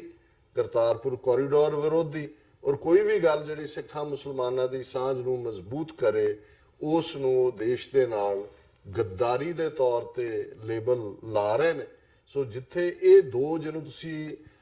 ਜਿਹੜਾ ਇਹ ਹਿਊਜ ਡਿਫਰੈਂਸ ਨਹੀਂ ਹੈ, ਇਹ ਸੀ ਡਿਫਰੈਂਸ ਹੈ, ਵਿਚਾਲੇ ਸਮੁੰਦਰ ਹੈ, ਜਿਵੇਂ ਇੱਕ ਪਾਸੇ ਅਟਲਾਂਟਿਕ ਹੈ, ਇੱਕ ਪਾਸੇ ਪੈਸੀਫਿਕ ਹੈ। ਇਹ ਕਿਵੇਂ ਸਮੁੰਦਰ ਦਾ ਪਾੜ ਜਿਹੜਾ ਉਹ ਮਿਟੇਗਾ, ਇਹ ਹੁਣ ਵਕਤ ਹੀ ਦੱਸੇਗਾ। ਸੋ ਮੈਂ ਰੂਹਾਨੀ ਦੁਨੀਆ 'ਚ ਕ੍ਰਿਸ਼ਮੇ ਹੁੰਦੇ ਨੇ, ਔਰ ਲੇਕਿਨ ਜੋ ਨੀਅਤ ਹੈ, ਜਦੋਂ ਬਦਨੀਅਤੀ ਨਜ਼ਰ ਆ ਰਹੀ ਹੋਏ, ਫਿਰ ਰੱਬ ਚਾਹੇ, ਰੱਬ ਦੇ ਕੋਲ ਤਾਂ ਸਭ ਕੁਝ ਹੈ, ਪਰ ਮੈਂ ਸਮਝਦਾ ਵੀ ਇਹ ਬਹੁਤ ਬਦਨੀਤੀ ਦੇ ਨਾਲ ਇਸ ਇਸ਼ੂ ਨੂੰ ਸੈਬੋਟਾਜ ਕਰਨਾ ਚਾਹੁੰਦੇ ਨੇ। ਜੀ, ਸੋ ਆਉਣ ਵਾਲਾ ਸਮਾਂ ਹੀ ਦੱਸੇਗਾ ਕਿ ਗੱਲ ਇਹ ਕਿੱਧਰ ਨੂੰ ਜਾਂਦੀ ਹੈ। ਪਰ ਜਿਵੇਂ ਤੁਸੀਂ ਗੱਲ ਕੀਤੀ ਹੈ ਕਰਤਾਰਪੁਰ ਕੋਰੀਡੋਰ, ਸ਼ਾਂਤੀ ਦਾ ਕੋਰੀਡੋਰ ਆਫ ਪੀਸ ਦਾ ਤੁਸੀਂ ਜ਼ਿਕਰ ਕੀਤਾ ਹੈ, ਤੇ ਜਦੋਂ ਅਸੀਂ ਇੰਟਰਨੈਸ਼ਨਲੀ ਵੀ ਦੇਖਦੇ ਹਾਂ, ਜਦੋਂ ਅਨਾਉਂਸਮੈਂਟ ਵੀ ਹੋਈ ਹੈ ਨਵੰਬਰ ਦੇ ਵਿੱਚ ਜਾਂ ਉਹ ਤੋਂ ਬਾਅਦ ਅਸੀਂ ਦੇਖਦੇ ਹਾਂ, ਤੇ ਕਰਤਾਰਪੁਰ ਕੋਰੀਡੋਰ ਦਾ ਜਿਹੜਾ ਸਾਰਾ ਇਸ਼ੂ ਹੈ ਜਾਂ as a whole Kartarpur corridor international radar ਤੇ ਵੀ ਹੈ। ਉਹ ਚੀਨ ਦੀ ਗੱਲ ਹੋਵੇ, ਰੂਸ ਦੀ ਗੱਲ ਹੋਵੇ, ਜਾਂ ਸਾਊਥ ਏਸ਼ੀਅਨ ਕੰਟੈਕਸਟ ਦੇ ਵਿੱਚ ਦੇਖਣਾ ਹੋਵੇ, ਜਾਂ ਅਸੀਂ ਅਦਰਵਾਈਜ਼ ਦੇਖਦੇ ਹਾਂ, ਤਾਂ ਸਾਰਿਆਂ ਦੀ ਨਿਗਾਹ ਵੀ ਉਹਦੇ ਤੇ ਜਿਹੜੀ ਹੈ ਉਹ ਲੱਗੀ ਹੋਈ ਹੈ। ਤੇ ਖਾਸ ਤੌਰ ਤੇ ਜੇ ਪਾਕਿਸਤਾਨ ਦੇ ਪ੍ਰਧਾਨ ਮੰਤਰੀ ਇਮਰਾਨ ਖਾਨ ਦਾ ਜ਼ਿਕਰ ਕਰਨਾ ਹੋਵੇ, ਜਿਸ ਹਿਸਾਬ ਨਾਲ ਉਹਨਾਂ ਨੇ ਹੈਂਡਲ ਕੀਤਾ ਹੈ ਸਾਰੀ ਸਿਚੁਏਸ਼ਨ ਨੂੰ, ਜਿਹੜਾ ਬਾਲਾਕੋਟ ਦਾ ਕ੍ਰਾਈਸਿਸ ਸੀ, ਜਿਸ ਸਟੈਂਸ ਦੇ ਨਾਲ ਜਾਂ ਜਿਸ ਸਟੇਟਸਮੈਨ ਸਪਿਰਿਟ ਦੇ ਨਾਲ ਉਹਨਾਂ ਨੇ ਭਾਰਤ ਦੀ ਜਿਹੜੀ ਨੀਤੀ ਸੀ ਉਹਦਾ ਜਵਾਬ ਦਿੱਤਾ, ਉਹਦਾ ਇੰਟਰਨੈਸ਼ਨਲ ਇੰਪੈਕਟ ਜੇ ਕਹਿਣਾ ਹੋਏ ਇਹ ਸਾਰੇ ਪਾਰਟ ਦਾ ਕਰਤਾਰਪੁਰ ਕੋਰੀਡੋਰ ਤੋਂ ਸ਼ੁਰੂ ਹੁੰਦਾ, ਉਹਨੂੰ ਤੁਸੀਂ ਕਿਵੇਂ ਦੇਖਦੇ ਹੋ? ਖਾਸ ਤੌਰ ਤੇ ਇਹ ਸਵਾਲ ਇਸ ਲਈ ਵੀ ਰੈਲੇਵੈਂਟ ਹੈ ਕਿਉਂਕਿ ਆਉਣ ਵਾਲੇ ਸਮੇਂ ਦੇ ਵਿੱਚ ਜਿਹੜੇ ਇਮਰਾਨ ਖਾਨ ਨੇ ਉਹ ਇੱਥੇ ਅਮਰੀਕਾ ਦੀ ਧਰਤੀ ਤੇ ਆ ਰਹੇ ਆ। ਦੇਖੋ, ਬੜਾ ਵੈਲਿਡ ਤੁਸੀਂ ਸਵਾਲ ਚੁੱਕਿਆ। ਇੱਕ ਤਾਂ ਸਾਡਾ ਉਹ ਖਿੱਤਾ ਸਾਊਥ ਏਸ਼ੀਆ ਦਾ ਇਸ ਵੇਲੇ ਬੜੀ ਅਹਿਮੀਅਤ ਵਾਲਾ ਹੈ। ਅਹਿਮੀਅਤ ਵਾਲਾ ਤਾਂ 1998 'ਚ ਹੀ ਬਣ ਗਿਆ ਸੀ, ਜਦੋਂ ਦੋਨੋਂ ਦੇਸ਼ਾਂ ਨੇ ਨਿਊਕਲੀਅਰ ਧਮਾਕੇ ਕਰਕੇ ਆਪਣੇ ਆਪ ਨੂੰ ਨਿਊਕਲੀਅਰ ਦੇਸ਼ ਐਲਾਨਿਆ ਸੀ। ਇਹ ਵੱਖਰੀ ਗੱਲ ਹੈ ਕਿ ਅੱਜ ਤੱਕ ਉਹਨਾਂ ਨੂੰ ਨਿਊਕਲੀਅਰ ਕਲੱਬ ਦੇ ਵਿੱਚ ਇੰਟਰਨੈਸ਼ਨਲੀ ਨਹੀਂ ਮੰਨਿਆ ਗਿਆ, ਲੇਕਿਨ ਇਸ 'ਚ ਵੀ ਕੋਈ ਸ਼ੱਕ ਨਹੀਂ ਹੈ ਕਿ ਇਸ ਗੱਲ ਨੇ, ਇਸ ਖੌਫ ਨੂੰ, ਜਿਹੜਾ ਆਲਰੇਡੀ ਕਸ਼ਮੀਰ ਦੇ ਮੁੱਦੇ ਤੇ 48 ਤੋਂ ਬਾਅਦ ਪਾਕਿਸਤਾਨ ਭਾਰਤ ਦਾ ਟਕਰਾਅ ਸੀ, ਜਿਹੜਾ ਮਾਰੂ ਟਕਰਾਅ, ਈਵਨ 65 ਦੀ ਜੰਗ ਜਿਹੜੀ ਕਿ ਪੈਟਨ ਟੈਂਕਸ ਔਰ ਦੂਸਰਿਆਂ ਦੇ ਨਾਲ ਸੈਕੰਡ ਵਰਲਡ ਵਾਰ ਤੋਂ ਬਾਅਦ ਪਹਿਲੀ ਜਿਹੜੀ ਵਾਰ ਹੈ ਇਸ ਲੈਵਲ ਦੀ, ਓਪਨ ਟੈਂਕ ਵਾਰ ਬਣੀ। ਲੇਕਿਨ ਨਿਊਕਲੀਅਰ ਤੋਂ ਬਾਅਦ ਤਾਂ ਇਕੁਅਲਾਈਜ਼ਰ ਹੋ ਜਾਂਦਾ, ਉਹਦੇ 'ਚ ਤਾਂ ਕੋਈ ਸਟਰੋਂਗ ਜਾਂ ਕਮਜ਼ੋਰ ਨਹੀਂ ਰਹਿੰਦਾ। ਭਾਰਤ ਜਿੰਨਾ ਮਰਜ਼ੀ, ਉਹਦੀ ਆਬਾਦੀ ਵੀ 5 ਗੁਣਾ ਵੱਧ ਹੈ ਔਰ ਮਿਲਟਰੀ ਬਜਟ ਵੀ ਔਰ ਨੰਬਰ ਵੀ, ਲੇਕਿਨ ਪਾਕਿਸਤਾਨ ਨੇ ਨਿਊਕਲੀਅਰ ਇਕੁਅਲਾਈਜ਼ਰ ਦੇ ਤੌਰ ਤੇ ਜਿਹੜਾ ਹੈ ਉਹ ਕਰਕੇ ਇਹ ਤਾਂ ਦੱਸ ਦਿੱਤਾ ਹੈ ਕਿ ਜੇ ਭਵਿੱਖ ਦੇ ਵਿੱਚ ਕੋਈ ਵੀ ਜਿਹੜੀ ਜੰਗ ਹੈ ਉਹ ਰਵਾਇਤੀ ਹਥਿਆਰਾਂ ਨਾਲ ਨਹੀਂ ਹੋਏਗੀ, ਉਹ ਅਲਟੀਮੇਟਲੀ ਪਾਕਿਸਤਾਨ ਆਪਣੀ ਸਰਵਾਈਵਲ ਦੇ ਲਈ, ਭਾਵੇਂ ਨੋ ਫਸਟ ਯੂਜ਼ ਦਾ ਹਮੇਸ਼ਾ ਇਹ ਫਰੇਜ਼ ਇਸਤੇਮਾਲ ਕੀਤਾ ਜਾਂਦਾ ਹੈ। ਪਰ ਮੈਂ ਸਮਝਦਾ ਹਾਂ ਵੀ ਜਿਹੜਾ ਜਿਹਨੂੰ ਪੰਜਾਬੀ ਚ ਕਹਿੰਦੇ ਨੇ ਕਿ ਵੀ ਮਰਦਾ ਕੀ ਨਹੀਂ ਕਰਦਾ, ਨਹੀਂ ਸੇ ਜੇ ਤੁਹਾਡੀ ਸਰਵਾਈਵਲ ਹੀ ਹੈ ਤਾਂ ਫਿਰ ਤੁਹਾਡੇ ਲਈ ਨਹੀਂ ਹੁੰਦਾ ਕਿ ਵੀ ਤੁਸੀਂ ਵੀ ਨਾਲ ਜਾਂਦੇ ਹੋ, ਤੁਸੀਂ ਕਹਿੰਦੇ ਹੋ ਵੀ ਕੋਈ ਗੱਲ ਨਹੀਂ ਮੈਂ ਤਾਂ ਜਾਣਾ ਨਾਲ, ਇਹਨਾਂ ਨੂੰ ਵੀ ਹੁਣ ਲੈ ਕੇ ਜਾਵਾਂਗੇ। ਸੋ ਇਸ ਗੱਲ ਨੇ ਉਸ ਖਿੱਤੇ ਨੂੰ ਹੋਰ ਵੀ, ਜਿਹਦੇ ਲਈ ਲਫ਼ਜ਼ ਪ੍ਰੈਜ਼ੀਡੈਂਟ ਕਲਿੰਟਨ ਨੇ 2000 ਦੀ ਭਾਰਤ ਫੇਰੀ ਵੇਲੇ ਨਿਊਕਲੀਅਰ ਜਿਹੜਾ ਫਲੈਸ਼ ਪੁਆਇੰਟ ਕਿਹਾ ਸੀ, ਕਸ਼ਮੀਰ ਦਾ ਮੁੱਦਾ ਜਿਸ ਨੂੰ ਲੈ ਕੇ ਬੀਤੇ ਦੇ ਵਿੱਚ ਸਿਰਫ 65-71 ਨਹੀਂ, ਅਸੀਂ 1999 ਦੇ ਵਿੱਚ ਕਾਰਗਿਲ ਦੇਖਦੇ, ਔਰ ਇਸ ਸਾਰੇ ਦੀ ਬੈਕਗਰਾਉਂਡ 'ਚ ਹੁਣ ਤਾਂ ਹੋਰ ਵੀ ਅਹਿਮੀਅਤ ਉਸ ਖਿੱਤੇ ਦੀ ਹੋ ਗਈ। ਚਾਈਨਾ ਇਹਨਾਂ 20-25 ਸਾਲਾਂ 'ਚ ਜਿਹੜੀ ਚੰਗੀ ਪਾਵਰ ਦੇ ਤੌਰ ਤੇ, ਇਕਨੋਮਿਕਲ ਪਾਵਰ ਦੇ ਤੌਰ ਤੇ ਉੱਭਰਿਆ ਜੀ। ਜ਼ਾਹਰ ਹੈ ਇਸ ਵੇਲੇ ਅਮਰੀਕਾ ਔਰ ਚਾਈਨਾ ਦੀ ਜਿਹੜੀ ਬਿਜ਼ਨਸ ਵਾਰ ਹੈ ਉਹ ਵੀ ਚੱਲ ਰਹੀ ਹੈ, ਔਰ ਭਾਰਤ ਦੇ ਵਿੱਚ ਸੀ ਚੇਂਜ ਹੋਈ ਕਿ ਭਾਰਤ ਦਾ ਜਿਹੜਾ ਇੱਕ ਵਿਦੇਸ਼ ਨੀਤੀ ਦਾ ਇੱਕ ਥੰਮਲਾ ਸੀ ਕਿ ਦੋਨਾਂ ਨੂੰ ਬਰਾਬਰ, ਬੇਸ਼ੱਕ ਝੁਕਾਅ ਸੋਵੀਅਤ ਯੂਨੀਅਨ ਵੱਲ ਸੀ ਹਰ ਪੱਖੋਂ, ਲੇਕਿਨ ਕਦੇ ਵੀ ਉਹ ਅਮਰੀਕਾ ਨੂੰ ਵੀ ਉਸ ਅਨੋਇੰਗ ਦੀ ਹੱਦ ਤੱਕ ਨਹੀਂ ਸੀ ਲੈ ਕੇ ਜਾਂਦੇ। ਲੇਕਿਨ ਇਸ ਤੋਂ ਬਾਅਦ ਫੌਰਨ ਭਾਰਤ ਜਦੋਂ ਸੋਵੀਅਤ ਯੂਨੀਅਨ ਦਾ ਕਲੈਪਸ ਹੁੰਦਾ ਹੈ ਉਹ ਅਮਰੀਕਾ ਦੇ ਬੁੱਕਲ 'ਚ ਆ ਜਾਂਦਾ ਹੈ, ਔਰ ਚੀਨ ਦੇ ਖਿਲਾਫ ਜਿਵੇਂ ਡੋਕਲਾਮ ਕ੍ਰਾਈਸਿਸ ਅਸੀਂ ਦੇਖਿਆ ਕਿ ਕਿਵੇਂ ਇਹਨਾਂ ਨੇ ਜਾ ਕੇ ਖੁਦ ਭੂਟਾਨ 'ਚ ਹੈ ਡੋਕਲਾਮ, ਜਿੱਥੇ ਇਹਨਾਂ ਨੇ ਪੰਗਾ ਲੈਣ ਦੀ ਕੋਸ਼ਿਸ਼ ਕੀਤੀ ਕਿਉਂਕਿ ਇਹਨਾਂ ਨੂੰ ਸੀ ਕਿ ਸਾਹਿਬ ਦਾ ਜਿਹੜਾ ਹੱਥ ਹੈ ਉਹ ਸਾਡੇ ਸਿਰ ਤੇ। ਇਸੇ ਤਰ੍ਹਾਂ ਅਮਰੀਕਨ ਨੀਤੀ ਜਿਹੜੀ ਚਾਈਨਾ ਨੂੰ ਸਾਊਥ ਚਾਈਨਾ ਸੀ 'ਚ ਘੇਰਨ ਦੀ, ਜਿੱਥੇ ਉਹ ਆਰਟੀਫਿਸ਼ੀਅਲ ਆਈਲੈਂਡ ਬਣਾ ਰਹੇ ਨੇ ਔਰ ਬਹੁਤ ਸਾਰਾ ਤੇਲ ਸਮੁੰਦਰ ਦੇ ਵਿੱਚ ਪਿਆ, ਔਰ ਸ਼ਾਇਦ ਬਹੁਤ ਸਾਡੇ ਵਿਊਅਰਸ ਨੂੰ ਪਤਾ ਨਾ ਹੋਏ ਕਿ ਸਮੁੰਦਰ ਦੀ ਜਿਹੜੀ ਲੜਾਈ ਹੈ ਉਹ ਧਰਤੀ ਦੀ ਲੜਾਈ ਨਾਲੋਂ ਜ਼ਿਆਦਾ ਅਹਿਮੀਅਤ ਵਾਲੀ ਬਣ ਗਈ ਹੈ, ਕਿਉਂਕਿ ਸਮੁੰਦਰ ਦੇ ਵਿੱਚ ਬਹੁਤ ਸਾਰੀ ਦੌਲਤ ਹੈ। ਕੱਲਾ ਇਹੀ ਨਹੀਂ, ਤੇਲ, ਮੈਂ ਕੱਲ ਹੀ ਇੱਕ ਆਰਟੀਕਲ ਪੜ੍ਹ ਰਿਹਾ ਸੀ ਕਿ ਸ਼ਾਇਦ 200 ਮਿਲੀਅਨ ਟਨ ਸੋਨਾ ਜਿਹੜਾ ਉਹ ਸਮੁੰਦਰ ਦੇ ਤਲ ਦੇ ਉੱਤੇ ਪਿਆ ਸੋਲਿਡ ਮੈਟਲ ਰੂਪ ਦੇ ਵਿੱਚ, ਔਰ ਕਿਵੇਂ ਸਮੁੰਦਰ ਦੇ ਵਿੱਚ ਵੀ ਸਭ ਤੋਂ ਵੱਡੀ ਜਿਹੜੀ ਪਹਾੜਾਂ ਦੀ ਰੇਂਜ ਹੈ ਉਹ ਕੋਈ ਹਿਮਾਲਿਆ ਜਾਂ ਕੋਈ ਦੂਜੀ ਨਹੀਂ, ਉਹ ਸਮੁੰਦਰ ਦੇ ਵਿੱਚ ਹੈ, ਔਰ ਉਹੀ ਪਹਾੜ ਬਾਹਰ ਆ ਜਾਂਦੇ ਹੁੰਦੇ ਜਿਹੜੀ ਚੇਂਜਸ ਧਰਤੀ ਦੇ ਉੱਤੇ ਹੁੰਦੀਆਂ ਨੇ। ਸੋ ਜ਼ਾਹਰ ਹੈ ਕਿ ਇਹ ਜਿਹੜੀ ਇਸ ਵੇਲੇ ਲੜਾਈ ਸਮੁੰਦਰਾਂ ਨੂੰ ਲੈ ਕੇ ਹੈ, ਪਾਣੀਆਂ ਨੂੰ ਲੈ ਕੇ, ਪਾਣੀ ਦੀ ਦੌਲਤ। ਜੇ ਹੁਣ ਸਕਾਟਲੈਂਡ ਦੇ ਵਿੱਚ ਆਲ ਆਫ ਏ ਸਡਨ ਆਜ਼ਾਦੀ ਦੀ ਗੱਲ ਰੈਫਰੈਂਡਮ ਦੀ ਆਈ ਤਾਂ ਉਹਦਾ ਇੱਕ ਕਾਰਨ ਇਹ ਵੀ ਸੀ ਕਿ ਉਦੋਂ ਤੱਕ ਸਕਾਟਲੈਂਡ ਦੀ ਬਹੁਤ ਸਾਰੀ ਡਿਪੈਂਡੈਂਸ ਇੰਗਲੈਂਡ ਜਾਂ ਦੂਜੇ ਰਿਸੋਰਸਸ ਤੇ ਸੀ, ਪਰ ਜਿਹੜਾ ਤੇਲ ਉੱਥੇ ਮਿਲਿਆ ਉਹ ਸਕਾਟਲੈਂਡ ਦੇ ਸਮੁੰਦਰ ਜਿਹੜਾ ਉਹਦੇ ਨਾਲ ਲੱਗਦਾ ਉਹਦੇ 'ਚ ਹੈ, ਉਹਨਾਂ ਨੂੰ ਲੱਗਦਾ ਵੀ ਉਹਦੇ ਨਾਲ ਅਸੀਂ ਸਰਵਾਈਵ ਕਰ ਸਕਦੇ ਹਾਂ। ਸੋ ਕੁੱਲ ਮਿਲਾ ਕੇ ਇੱਕ ਜਿਹੜੀ ਇਕਨੋਮਿਕਸ ਹੈ ਇੱਕ ਵੱਡਾ ਰੋਲ ਅਦਾ ਕਰਦੀ ਹੈ ਕਿਸੇ ਵੀ ਖਿੱਤੇ 'ਚ। ਅਮਰੀਕਾ ਦੇ ਐਂਗਲ ਤੋਂ ਇਸ ਲਈ ਵੀ ਇਹ ਇੰਪੋਰਟੈਂਟ ਬਣ ਗਿਆ ਕਿਉਂਕਿ ਅਮਰੀਕਾ ਦੀ ਹਿਸਟਰੀ ਦੀ ਸਭ ਤੋਂ ਲੰਬੀ ਜੰਗ 18 ਸਾਲ ਤੋਂ ਉਹ ਅਫਗਾਨਿਸਤਾਨ 'ਚ ਫਸੇ, 9/11 ਇੱਕ ਦੁਖਾਂਤ, ਉਸ ਤੋਂ ਬਾਅਦ ਇਹਨਾਂ ਦੀ ਫੌਜ, ਔਰ ਜ਼ਾਹਰ ਹੈ ਕਿ ਡਿਫੀਟ। ਹੁਣ ਉੱਥੋਂ ਜੇ ਨਿਕਲਣਾ ਚਾਹੁੰਦੇ ਨੇ ਤਾਂ ਜ਼ਾਹਰ ਹੈ ਕਿ ਹੁਣ ਪਾਕਿਸਤਾਨ ਦੀ ਸ਼ਰਨ 'ਚ ਵੀ ਗਏ, ਉਹਨੇ ਗੱਲਬਾਤ ਦੇ ਵਿੱਚ ਤਾਲਿਬਾਨ ਦੇ ਨਾਲ ਰਾਹ ਪੱਧਰਾ ਕੀਤਾ, ਔਰ ਜਿਵੇਂ ਮੀਡੀਆ ਦੀਆਂ ਖਬਰਾਂ ਆਈਆਂ ਨੇ ਕਿ ਅਮਰੀਕਾ ਦਾ ਜਿਹੜਾ ਮੇਨ ਇਸ ਦੇ ਵਿੱਚ ਇੰਟਰਲੋਕੂਟਰ ਜ਼ਾਲੇਮ, ਉਸ ਦਾ ਨਾਂ ਸ਼ਾਇਦ ਮੈਨੂੰ ਹੁਣ ਦੂਸਰਾ ਨਾਂ ਭੁੱਲ ਗਿਆ, ਖਾਲਿਦ ਜ਼ਾਦ ਜੀ, ਉਹਨੇ 7th ਰਾਊਂਡ ਕੰਪਲੀਟ ਕਰਨ ਤੋਂ ਬਾਅਦ ਕਿਹਾ ਕਿ ਜੀ ਹੁਣ ਮੈਂ ਚੀਨ ਚੱਲੇ ਔਰ ਫਿਰ ਮੈਂ ਅਮਰੀਕਾ ਆ ਕੇ ਆਪਣੇ ਬੌਸਸ ਨੂੰ ਬਰੀਫ ਕਰਾਂਗਾ। ਸੋ ਜ਼ਾਹਰ ਹੈ ਜਿਹੜੀਆਂ ਖਬਰਾਂ ਨੇ ਕਿ ਵੀ ਆਲਮੋਸਟ ਕੋਈ ਨਾ ਕੋਈ ਡੀਲ ਸਟ੍ਰਾਈਕ ਹੋਈ ਹੈ, ਔਰ ਉਹਦੇ 'ਚ ਜ਼ਾਹਰ ਹੈ ਅਮਰੀਕਾ ਦੀ ਐਗਜ਼ਿਟ ਔਰ ਤਾਲਿਬਾਨ ਤੋਂ ਇਹ ਭਰੋਸਾ, ਐਸ਼ੋਰੈਂਸ ਕਿ ਉਸ ਨੂੰ ਜਿਹੜਾ ਟੈਰਰਿਜ਼ਮ ਦੇ ਲਈ ਨਹੀਂ ਵਰਤਿਆ ਜਾਏਗਾ। ਹੁਣ ਇਸ ਬੈਕਡ੍ਰੌਪ 'ਚ ਇਮਰਾਨ ਖਾਨ 20 ਜੁਲਾਈ ਨੂੰ ਜਿਹੜਾ ਹੈ ਵਾਸ਼ਿੰਗਟਨ 'ਚ ਹੀ ਉਤਰ ਰਹੇ ਨੇ। 22 ਜੁਲਾਈ ਦੀ ਉਹਨਾਂ ਦੀ ਮੀਟਿੰਗ ਪ੍ਰੈਜ਼ੀਡੈਂਟ ਟਰੰਪ ਦੇ ਨਾਲ ਹੈ, ਔਰ ਮੈਨੂੰ ਇਹ ਲੱਗਦਾ ਹੈ ਕਿ ਅਫਗਾਨ ਸਮਝੌਤੇ ਨੂੰ ਲੈ ਕੇ ਵੀ ਕੋਈ ਉਸ ਤੋਂ ਪਹਿਲਾਂ ਜਾਂ ਉਸ ਮੀਟਿੰਗ ਦੇ ਦੌਰਾਨ ਐਲਾਨ ਹੋ ਸਕਦਾ ਹੈ। ਤਾਂ ਹੁਣ ਨਜ਼ਰ ਆਏਗਾ ਕਿ ਦੋਵਾਂ ਦੀ ਕੈਮਿਸਟਰੀ ਕਿਵੇਂ ਬੈਠਦੀ ਹੈ, ਜਾਂ ਉਸ ਤੋਂ ਪਹਿਲਾਂ ਡਿਪਲੋਮੈਟਸ ਨੇ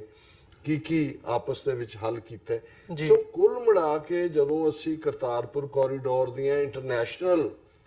ਜਿਹੜੀਆਂ ਨੇ ਨੁਆਂਸਸ ਦੀ ਗੱਲ ਕਰਦੇ ਹਾਂ ਕਿ ਉਸ ਨੂੰ ਚੀਨ ਨੇ ਵੈਲਕਮ ਕੀਤਾ, ਅਮਰੀਕਾ ਦੇ ਸਟੇਟ ਡਿਪਾਰਟਮੈਂਟ ਨੇ ਕੀਤਾ, ਈਵਨ ਜਾਪਾਨ ਦਾ ਐਂਬੈਸਡਰ ਆਪਣੇ ਵਾਈਫ ਦੇ ਨਾਲ ਦਿੱਲੀ ਤੋਂ ਦਰਬਾਰ ਸਾਹਿਬ ਆਇਆ ਔਰ ਵੈਲਕਮਿੰਗ ਲਈ, ਈਵਨ ਰਸ਼ੀਅਨ ਐਂਬੈਸਡਰ ਜਿਹੜਾ ਇਸਲਾਮਾਬਾਦ ਦੇ ਵਿੱਚ ਇੱਕ ਸੈਮੀਨਾਰ ਦੇ ਵਿੱਚ ਵੈਲਕਮ ਕਰਦਾ। ਸੋ ਉਹਦੇ 'ਚ ਜਿੱਥੇ ਮੈਂ ਸਮਝਦਾ ਵੀ ਸਿੱਖ ਫੈਕਟਰ ਜ਼ਾਹਰਾ ਤੌਰ ਤੇ ਜਾਂ ਬਾਬਾ ਨਾਨਕ ਉਹਨਾਂ ਦੀਆਂ ਪਿਆਰ ਦੀਆਂ ਟੀਚਿੰਗਸ ਇਹ ਜਿਹੜੀਆਂ ਨੇ ਇਹ ਸਾਹਮਣੇ ਆਈਆਂ ਨੇ, ਔਰ ਇਹਦੇ ਵਿੱਚ ਈਵਨ ਇੱਕ ਸਾਬਕਾ ਅਮਰੀਕਨ ਐਂਬੈਸਡਰ ਮੈਕਡੋਨਲਡ ਜਿਹਦਾ ਨਾਂ ਹੈ, ਉਹਨੇ ਵੀ ਇੱਕ ਸੰਸਥਾ ਇੱਥੇ ਅਮਰੀਕਾ 'ਚ ਕੰਮ ਕਰਦੀ ਰਹੀ। ਉਹਨਾਂ ਨੇ ਸਭ ਤੋਂ ਪਹਿਲਾਂ ਜਿਹੜਾ ਅੱਜ ਤੋਂ 15 ਸਾਲ ਪਹਿਲਾਂ ਇਹ ਪੀਸ ਨੈਗੋਸ਼ੀਏਸ਼ਨ ਦੀ ਗੱਲ ਕੀਤੀ ਸੀ ਕਿ ਕਰਤਾਰਪੁਰ ਇੱਕ ਸਿੰਬਲ ਆਫ ਪੀਸ ਬਣ ਸਕਦਾ ਹੈ। ਔਰ ਉਸ ਤੋਂ ਬਾਅਦ ਹੀ ਉਹਦੀ ਜਦੋਂ ਰਿਪੋਰਟ ਵੀ ਆਈ ਔਰ ਪ੍ਰਣਾਬ ਮੁਖਰਜੀ ਨੇ ਇਹ ਜਿਹੜਾ ਉਦੋਂ ਵਿਜ਼ਿਟ ਵੀ ਕੀਤਾ ਸੀ ਐਜ਼ ਅ ਪ੍ਰੈਜ਼ੀਡੈਂਟ, ਰਾਸ਼ਟਰਪਤੀ। ਸੋ ਕੁੱਲ ਮਿਲਾ ਕੇ ਮੈਂ ਸਮਝਦਾ ਵੀ ਇਹ ਕਿਉਂਕਿ ਇਹ ਤਾਕਤਾਂ ਸਮਝਦੀਆਂ ਨੇ ਕਿ ਜੇ ਉੱਥੇ ਟਕਰਾਅ ਦੀ ਨੀਤੀ ਹੁੰਦੀ ਹੈ ਔਰ ਨਿਊਕਲੀਅਰ ਹੋਣ ਦੇ ਨਾਤੇ ਉਹ ਇੱਕ ਦੁਨੀਆ ਦੀ ਕਿਆਮਤ ਦਾ ਦਿਨ ਬਣੇਗਾ ਔਰ ਇਹਨੂੰ ਵੀ ਉਹ ਰੋਕਣਾ ਚਾਹੁੰਦੇ ਨੇ। ਔਰ ਉਹਨਾਂ ਨੂੰ ਇਹ ਲੱਗਦਾ ਕਿ ਜੇ ਮਜ਼ਹਬੀ ਬੁਨਿਆਦ ਦੇ ਉੱਤੇ ਕਰਤਾਰਪੁਰ ਕੋਰੀਡੋਰ ਦੇ ਨਾਲ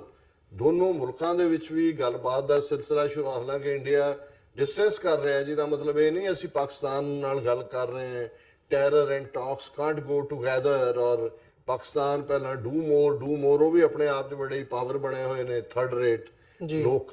ਲੇਕਿਨ ਇਸ ਸਾਰੇ ਚੋਂ ਜ਼ਾਹਰ ਹੈ ਕਿ ਇਸ ਗੱਲ ਨੂੰ ਕਰਤਾਰਪੁਰ ਕੋਰੀਡੋਰ ਨਾਲ ਸੰਬੰਧਿਤ ਡਿਵੈਲਪਮੈਂਟਸ ਨੂੰ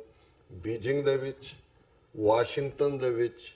ਜਿਹੜੇ ਰੀਅਲ ਇਸ ਵੇਲੇ ਸੈਂਟਰ ਆਫ ਪਾਵਰ ਨੇ, ਲੰਡਨ ਤਾਂ ਉਹੀ ਜਿਹੜਾ ਕਰੇਗਾ ਜੋ ਅਮਰੀਕਾ ਕਹਿੰਦਾ, ਇਸ ਨੂੰ ਬੜੀ ਔਰ ਈਵਨ ਮਾਸਕੋ ਦੇ ਵਿੱਚ ਇਹਨੂੰ ਬੜੀ ਦਿਲਚਸਪੀ ਦੇ ਨਾਲ ਦੇਖਿਆ ਜਾ ਰਿਹਾ, ਕਿਉਂਕਿ ਰਸ਼ੀਆ ਜਿਹੜਾ ਕਿ ਵਾਪਸ ਐਮਰਜ ਹੋਇਆ, ਜੋ ਹੀ ਜਿਹੜਾ ਉਹ ਇਮਰਾਨ ਖਾਨ ਨੇ ਵਾਪਸ ਜਾਣਾ ਆਉਣ ਵਾਲੇ ਮਹੀਨਿਆਂ 'ਚ, ਰਸ਼ੀਅਨ ਪ੍ਰੈਜ਼ੀਡੈਂਟ ਪੁਤਿਨ ਵੀ ਪਹਿਲੀ ਵਾਰ ਪਾਕਿਸਤਾਨ ਦੇ ਦੌਰੇ ਤੇ ਆ ਰਹੇ ਨੇ, ਜਿਹੜਾ ਕਿ ਮੈਂ ਸਮਝਦਾ ਵੀ ਹਿਸਟਰੀ ਔਰ ਜੋਗਰਾਫੀਆ ਇਹ ਦੋਨੋਂ ਟੁਗੈਦਰ ਜਾਂਦੇ ਨੇ। ਜਦੋਂ ਹਿਸਟਰੀ ਦੇ ਕਰੈਕਟਰ ਬਦਲਦੇ ਨੇ, ਜੋਗਰਾਫੀਆ ਵੀ ਬਦਲਦਾ ਹੈ। ਇਸ ਲਈ ਕਿਹਾ ਜਾਂਦਾ ਹੈ ਕਿ 100 ਸਾਲ ਦੇ ਵਿੱਚ ਮੁਲਕਾਂ ਦੀਆਂ ਹੱਦਾਂ ਬਦਲ ਜਾਂਦੀਆਂ ਨੇ। ਜ਼ਾਹਰ ਹੈ ਕਿ 50 ਮੁਲਕ ਅੱਜ ਤੋਂ 72 ਸਾਲ ਪਹਿਲਾਂ ਜਾਂ 70 ਸਾਲ ਪਹਿਲਾਂ 1950 ਚ UN ਦੇ ਮੈਂਬਰ ਸੀ ਜਿਨ੍ਹਾਂ ਨੇ ਚਾਰਟਰ ਆਫ ਹਿਊਮਨ ਰਾਈਟਸ ਦਿੱਤਾ। ਅੱਜ 193 ਨੇ। ਸਾਡੀਆਂ ਅੱਖਾਂ ਸਾਹਮਣੇ ਸਾਊਥ ਸੁਡਾਨ ਵੀ ਬਣਿਆ ਹੈ, ਈਸਟ ਤੈਮੂਰ ਵੀ ਲਿਬਰੇਟ ਹੋਇਆ, ਔਰ ਕਿਵੇਂ ਸੋਵੀਅਤ ਯੂਨੀਅਨ 15 ਦੇਸ਼ ਉਹਦੇ ਚੋਂ ਨਿਕਲੇ, ਯੂਗੋਸਲਾਵੀਆ ਚੋਂ 7-8 ਦੇਸ਼ ਨਿਕਲੇ। ਹਾਲਾਂਕਿ ਇੱਕ ਬੜਾ ਅੱਛਾ ਐਫਰਟ ਹੈ ਕਰਤਾਰਪੁਰ ਕੋਰੀਡੋਰ ਨਾਲ ਇਹਨਾਂ ਦਾ ਹੋ ਜਾਏ ਗੱਲਬਾਤ, ਬਹੁਤ ਚੰਗੀ ਗੱਲ ਹੈ। ਪਰ ਮੈਂ ਜਿੰਨਾ ਕਿ ਇਤਿਹਾਸ ਦਾ, ਤਾਰੀਖ ਦਾ ਸਟੂਡੈਂਟ ਹੋਣ ਦੇ ਨਾਤੇ ਮੈਂ ਇਹ ਮਹਿਸੂਸ ਕਰਦਾ ਹਾਂ ਕਿ ਜਿਸ ਕਿਸਮ ਦਾ ਇਸ ਦੇਖੋ ਜਦੋਂ ਘਰਾਂ 'ਚ ਵੀ ਲੜਾਈ ਹੁੰਦੀ ਹੈ ਜੀ, ਛੋਟਾ ਭਰਾ ਤੇ ਅੰਡਰ ਪ੍ਰਿਵਿਲੇਜ ਹੁੰਦਾ ਜਾਂ ਡਿਸਐਡਵਾਂਟੇਜਡ ਹੁੰਦਾ,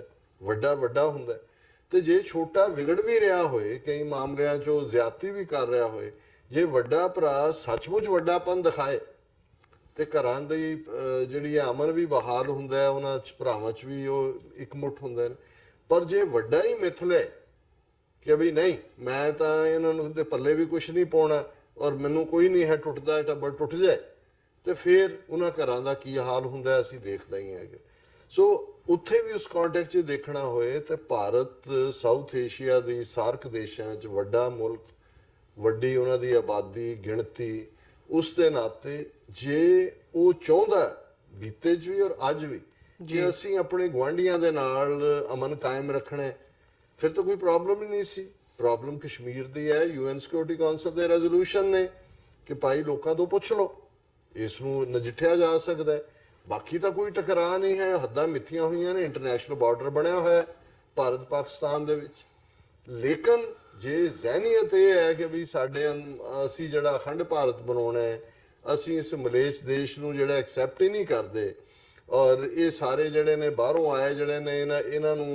ਇਹਨਾਂ ਨੇ ਸਾਨੂੰ ਜਿਹੜਾ ਇੱਥੋਂ ਜਿਹੜਾ ਕਨਵਰਟ ਕਰਕੇ ਦੂਜੇ ਬਣੇ ਨੇ, ਤੇ ਜੇ ਇਹ ਜ਼ਹਿਨੀਅਤ ਹੋਏ ਔਰ ਫਿਰ ਦੂਸਰੇ ਪਾਸੇ ਕੀ ਹੋਏਗਾ, ਉਹ ਵੀ ਉਸੇ ਲਾਈਨ ਤੇ ਹੀ ਸੋਚਦੇ ਨੇ। ਸੋ ਮੈਂ ਸਮਝਦਾ ਵੀ ਅਲਟੀਮੇਟਲੀ ਤਾਂ ਗੱਲ ਖਾਲਿਸਤਾਨ ਇੱਕ ਬਫਰ ਸਟੇਟ, ਕਿਉਂਕਿ ਸਿੱਖਾਂ 'ਚ ਕੋਈ ਬਿਲਟ ਇਨ ਹੇਟਰਡ ਨਹੀਂ ਹੈ,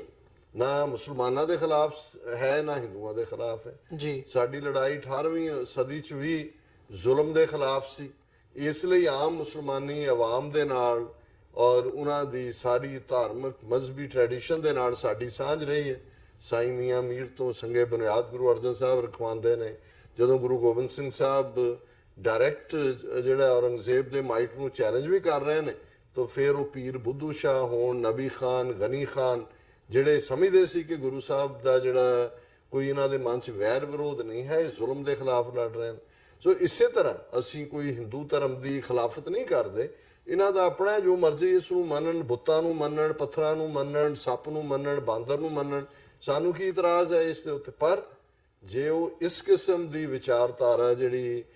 ਬੁੱਤ ਪ੍ਰਸਤੀ ਵਾਲੀ ਹੈ ਉਹ ਦੂਸਰਿਆਂ ਤੇ ਥੋਪਣਾ ਚਾਹੁੰਦੇ ਨੇ, ਤੇ ਫਿਰ ਜ਼ਾਹਰ ਹੈ ਕਿ ਜੇ ਸਾਡਾ ਟਕਰਾਅ 18ਵੀਂ ਸਦੀ 'ਚ ਉਸ ਵੇਲੇ ਦੇ ਹਾਕਮਾਂ ਨਾਲ ਹੋਇਆ, ਅੱਜ ਵੀ ਉਹੀ ਟਕਰਾਅ। ਔਰ ਮੈਨੂੰ ਇਹ ਲੱਗਦਾ ਹੈ ਕਿ ਇਹ ਸਾਈਕੀ ਬਦਲਣੀ ਨਹੀਂ ਹੈ, ਇਹ ਇਨਹੈਰੈਂਟ ਹੈ 4000 ਸਾਲ ਤੋਂ ਇਹਨਾਂ ਦੀ ਵਰਣ ਆਸ਼ਰਮ ਦੇ ਥੱਲੇ। ਔਰ ਬਫਰ ਸਟੇਟ ਖਾਲਿਸਤਾਨ ਇੱਕ ਆਨਸਰ ਹੈ। ਔਰ ਜ਼ਾਹਰ ਹੈ ਕਿ ਜੇ ਬਫਰ ਸਟੇਟ ਖਾਲਿਸਤਾਨ ਵਾਗਾ ਤੋਂ ਹੁਸੈਨੀਵਾਲਾ ਤੋਂ ਲੈ ਕੇ ਲਖਪਤ ਤੱਕ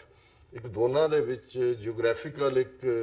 ਵਿਚਕਾਰ ਆ ਜਾਂਦਾ ਹੈ, ਇੱਕ ਬਫਰ ਬਣ ਜਾਂਦਾ ਹੈ, ਤੇ ਦੋਨੋਂ ਨਿਊਕਲੀਅਰ ਸਟੇਟਸ ਵੀ ਪਾਸੇ ਹੋ ਜਾਂਦੀਆਂ ਨੇ, ਡਾਇਰੈਕਟ ਟਕਰਾਅ ਦਾ ਰਸਤਾ ਨਹੀਂ ਰਹਿੰਦਾ। ਔਰ ਜ਼ਾਹਰ ਹੈ ਕਿ ਸਿੱਖੀਜ਼ਮ ਔਰ ਸਿੱਖਾਂ ਦਾ ਇਹ ਮੁਸਤਕਬਲ ਦਾ ਮੁਲਕ ਖਾਲਿਸਤਾਨ ਜਿਹੜਾ ਹੈ ਉਹ ਦੋਨਾਂ ਹੀ ਦੇਸ਼ਾਂ ਦੇ ਨਾਲ ਚੰਗੇ ਸੰਬੰਧ ਰੱਖਣਗੇ। ਜਮਨਾ ਪਾਰ ਆਪਣਾ ਜੋ ਵੀ ਕਰੀ ਜਾਣਗੇ, ਤੇ ਇਧਰ ਤਾਂ ਸਾਡਾ ਹੈ ਹੀ ਹੈ, ਸਾਡਾ ਹੈਰੀਟੇਜ ਹੈ, ਸਾਂਝ ਹੈ। ਸੋ ਮੈਂ ਸਮਝਦਾ ਇਹ ਹੱਲ ਹੋਣਾ ਹੈ। ਬਟ ਹਾਲ ਦੀ ਘੜੀ ਲੈਟ ਵੀ ਸੀ ਕਿ ਵੀ ਇਹ ਕਰਤਾਰਪੁਰ ਲਾਂਘੇ ਦੇ ਇਸ਼ੂ ਨੂੰ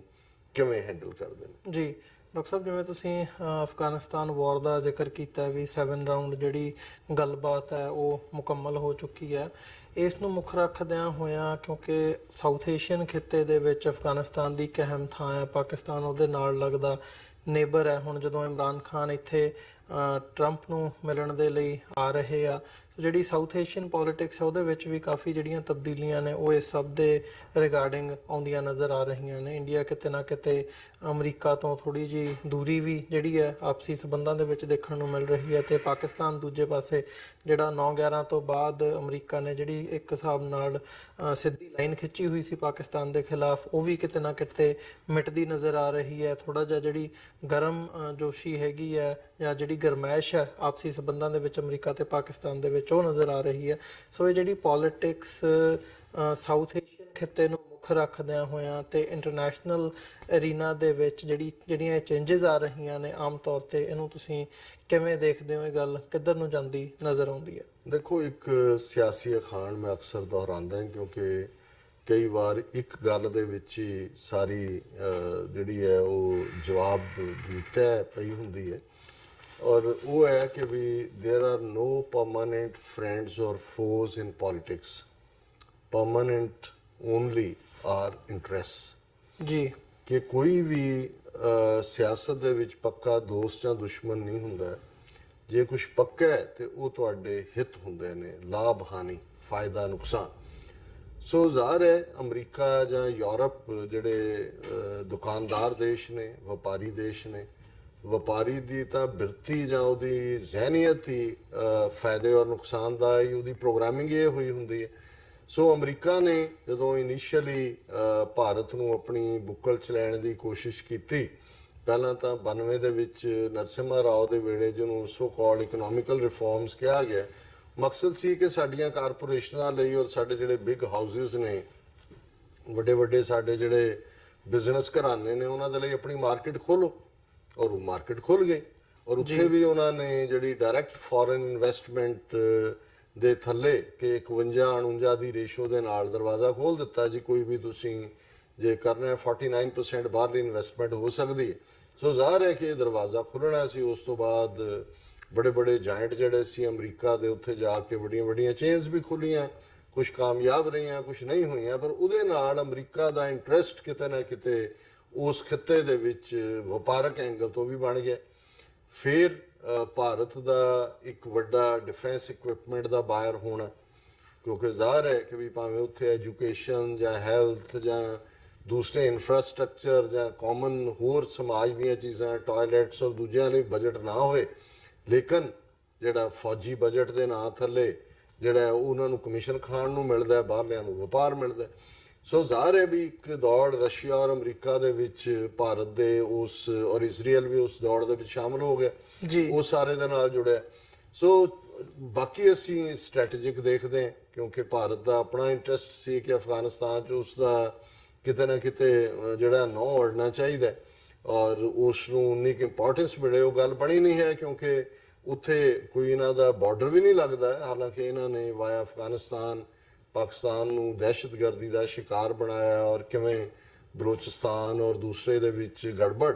ਔਰ ਅਮਰੀਕਾ ਦੇ ਜਿਵੇਂ ਤੁਸੀਂ ਸਿਗਨਲਸ ਦੀ ਗੱਲ ਕੀਤੀ ਹੈ ਕਿ ਇਮਰਾਨ ਖਾਨ ਦੇ ਆਉਣ ਤੋਂ ਪਹਿਲਾਂ ਅਮਰੀਕਾ ਦੇ ਸਟੇਟ ਡਿਪਾਰਟਮੈਂਟ ਦਾ ਬਲੋਚਿਸਤਾਨ ਲਿਬਰੇਸ਼ਨ ਆਰਮੀ ਜਿਹੜੀ ਕਿ ਇਹਨਾਂ ਦੀ ਖੜੀ ਕੀਤੀ ਹੋਈ ਇੰਡੀਅਨ ਇੰਟੈਲੀਜੈਂਸ ਏਜੰਸੀ ਰॉ ਦੀ ਉਹਨੂੰ ਦਹਿਸ਼ਤਗਰਦ ਜਮਾਤ ਐਲਾਨਣੇ। ਸੋ ਇਹ ਮੈਸੇਜ ਵੀ ਦਿੱਤਾ ਗਿਆ ਕਿੱਥੇ ਤਾਂ ਭਾਰਤ ਅਮਰੀਕਾ ਦਾ ਮੋਢਾ ਇਸਤੇਮਾਲ ਕਰਕੇ ਪਾਕਿਸਤਾਨ ਨੂੰ ਐਪੀ ਸੈਂਟਰ ਆਫ ਟੈਰਰਿਜ਼ਮ ਔਰ ਦਹਿਸ਼ਤਗਰਦੀ ਦੀ ਮਾਂ ਔਰ ਅਮਰੀਕਾ ਦੇ ਵੀ ਆਪਣੇ ਇੰਟਰਸਟ ਸੀ 9/11 ਤੋਂ ਬਾਅਦ ਪਾਕਿਸਤਾਨ ਨੂੰ ਕਾਰਨਰ ਕਰਦੇ ਅਖੀਰੋਂ ਸਾਥ ਤੱਕ ਲੈ ਗਏ ਕਿ ਜਿਹੜੀ 400-500 ਮਿਲੀਅਨ ਡਾਲਰ ਮਿਲਟਰੀ ਏਡ ਸੀ ਉਹ ਵੀ ਬੰਦ ਕਰ ਦਿੱਤੀ, IMF ਰਾਹੀਂ ਵੀ ਬਾਂਹ ਮੁੜਵਾਈ ਔਰ ਹੁਣ IMF ਦਾ ਵੀ 6-7 ਬਿਲੀਅਨ ਡਾਲਰ ਦਾ ਜਿਹੜਾ ਉਹ ਰਿਲੀਜ਼ ਹੋ ਗਿਆ। ਲਿਬਰੇਸ਼ਨ ਜਿਹੜੀ ਹੈ ਬਲੋਚਿਸਤਾਨ ਲਿਬਰੇਸ਼ਨ ਆਰਮੀ ਵੀ ਦਹਿਸ਼ਤਗਰਦ ਬਣ ਗਈ ਔਰ ਅਮਰੀਕਾ ਨੇ ਉਹਨਾਂ ਤੋਂ ਮੰਗਿਆ ਕਿ ਜੀ ਸਾਡੀ ਮਦਦ ਕਰੋ ਤਾਲਿਬਾਨ ਨਾਲ ਗੱਲਬਾਤ ਲਈ ਜਿਹੜੀ ਸਫਲਤਾ ਵੱਲ ਜਾ ਰਹੀ। ਸੋ ਮੈਂ ਸਮਝਦਾ ਵੀ ਇਹ ਸਾਰੀ ਜਿਹੜੀ ਡਿਵੈਲਪਮੈਂਟ ਹੈ ਭਾਰਤ ਦੇ ਐਂਗਲ ਤੋਂ ਔਰ ਈਵਨ ਜਿਵੇਂ ਅਮਰੀਕਾ ਦਾ ਫੋਰਨ ਮਿਨਿਸਟਰ ਮਾਈਕ ਪੋਂਪੀਓ 2 ਰੋਜ਼ਾ ਦੌਰੇ ਤੇ ਗਿਆ ਔਰ ਉਹਨਾਂ ਨੇ ਕਿਹਾ ਵੀ ਬੰਦ ਕਰੋ ਤੁਸੀਂ ਇਹ ਜਿਹੜਾ ਸਾਡੀਆਂ 28 ਜਿਹੜੇ ਪ੍ਰੋਡਕਟ ਤੁਹਾਡੇ ਕੋਲ ਜਾਂਦੇ ਨੇ ਉਹ ਤੇ ਟੈਰਿਫ ਲਾ ਰਹੇ ਹੋ। ਔਰ ਟਰੰਪ ਨੇ 2 ਦਿਨ ਪਹਿਲਾਂ ਟਵੀਟ ਕਰਕੇ ਫਿਰ ਕਿਹਾ ਕਿ ਵੀ ਇਹ ਇੰਡੀਆ ਜਿਹੜਾ ਹੈ ਜਾਤੀ ਔਰ ਇਹ ਟੈਰਿਫ ਕਿੰਗ ਹੈ। ਔਰ ਹੁਣ ਹੀ ਇਹਨਾਂ ਦਿਨਾਂ 'ਚ ਸ਼ਾਇਦ ਅਮਰੀਕਾ ਦੇ ਕਾਮਰਸ ਸੈਕਟਰੀ ਔਰ એનર્ਜੀ ਸੈਕਟਰੀ ਉਹ ਇੰਡੀਆ ਸੈਂਟਰਿਕ ਇੱਕ ਪ੍ਰੈਸ ਕਾਨਫਰੰਸ ਕਰ ਰਹੇ ਨੇ ਔਰ ਜ਼ਾਹਰ ਹੈ ਬਿਹਾਈਂਡ ਦਾ ਕਰਟਨ ਤਾਂ ਗੱਲਬਾਤ ਚੱਲ ਰਹੀ ਹੋਏਗੀ। ਸੋ ਮੈਨੂੰ ਇਹ ਲੱਗਦਾ ਹੈ ਕਿ ਵੀ ਇਸ ਸਾਰੇ ਚੋਂ ਇਹਨਾਂ ਦੇ ਪੱਲੇ ਕੋਈ ਬਹੁਤਾ ਪੈਣ ਵਾਲਾ ਨਹੀਂ ਹੈ। ਹਾਂ ਇੱਕ ਗੱਲ ਜ਼ਰੂਰ ਜਿਹੜੀ ਇਹਨਾਂ ਦੀ ਅਚੀਵਮੈਂਟ ਉਹ ਵੀ ਮੈਨੂੰ ਲੱਗਦਾ ਵੀ ਸੈਨੇਟ 'ਚ ਬਲੌਕ ਹੋਏਗੀ। ਜਿਵੇਂ ਕੱਲ US ਹਾਊਸ ਨੇ ਬੜੀ ਓਵਰਵੈਲਮਿੰਗ ਮੈਜੋਰਟੀ ਨਾਲ ਡੈਮੋਕ੍ਰੈਟਸ ਔਰ ਰਿਪਬਲਿਕਨਸ ਨੇ ਬਾਈਪਾਰਟੀਸਨ ਸਪੋਰਟ H1B ਵੀਜ਼ੇ ਦੇ ਉੱਤੇ ਜਿਹੜੀ ਕੰਟਰੀ ਕੈਪ ਲਾਈ ਹੋਈ ਹੈ ਕਿ ਇੰਨੇ ਪਰਸੈਂਟ 7% ਜਾਂ ਦੂਜਾ ਉਹ ਤੋੜਨ ਦੀ ਗੱਲ ਕੀਤੀ ਹੈ। ਉਹਦੇ ਥੱਲੇ ਕਿਉਂਕਿ ਇਸ ਸਾਰੇ ਦਾ 70% ਇਸ ਦਾ ਫਾਇਦਾ ਭਾਰਤ ਨੂੰ ਹੋਏਗਾ ਜਿਨ੍ਹਾਂ ਦੇ IT ਔਰ ਦੂਸਰੇ ਲੋਕ ਨੇ ਜਿਨ੍ਹਾਂ ਨੂੰ ਇਹ ਲੱਗਦਾ ਹੈ ਕਿ ਵੀ ਗ੍ਰੀਨ ਕਾਰਡ ਦੀ ਪ੍ਰੋਸੈਸ ਸੌਖੀ ਹੋਏਗੀ ਕੁਇਕਲੀ। ਹੁਣ ਤਾਂ 70 ਸਾਲ ਤੱਕ ਵਾਰੀ ਨਾ ਆਉਣ ਵਾਲਾ ਹਾਲ ਹੈ। ਸੋ ਉਹਨੂੰ ਜ਼ਰੂਰ ਇੱਕ ਪੋਜ਼ਿਟਿਵ ਅਚੀਵਮੈਂਟ ਕਿਹਾ ਜਾ ਸਕਦਾ ਹੈ ਕਿਉਂਕਿ ਇਸ ਸਾਰੇ ਲੈਜਿਸਲੇਸ਼ਨ ਦੇ ਪਿੱਛੇ ਸਿਲੀਕਨ ਵੈਲੀ ਦੇ ਵਿੱਚ ਅਗੇਨ IT ਦੇ ਬੜੇ ਜਿਹੜੇ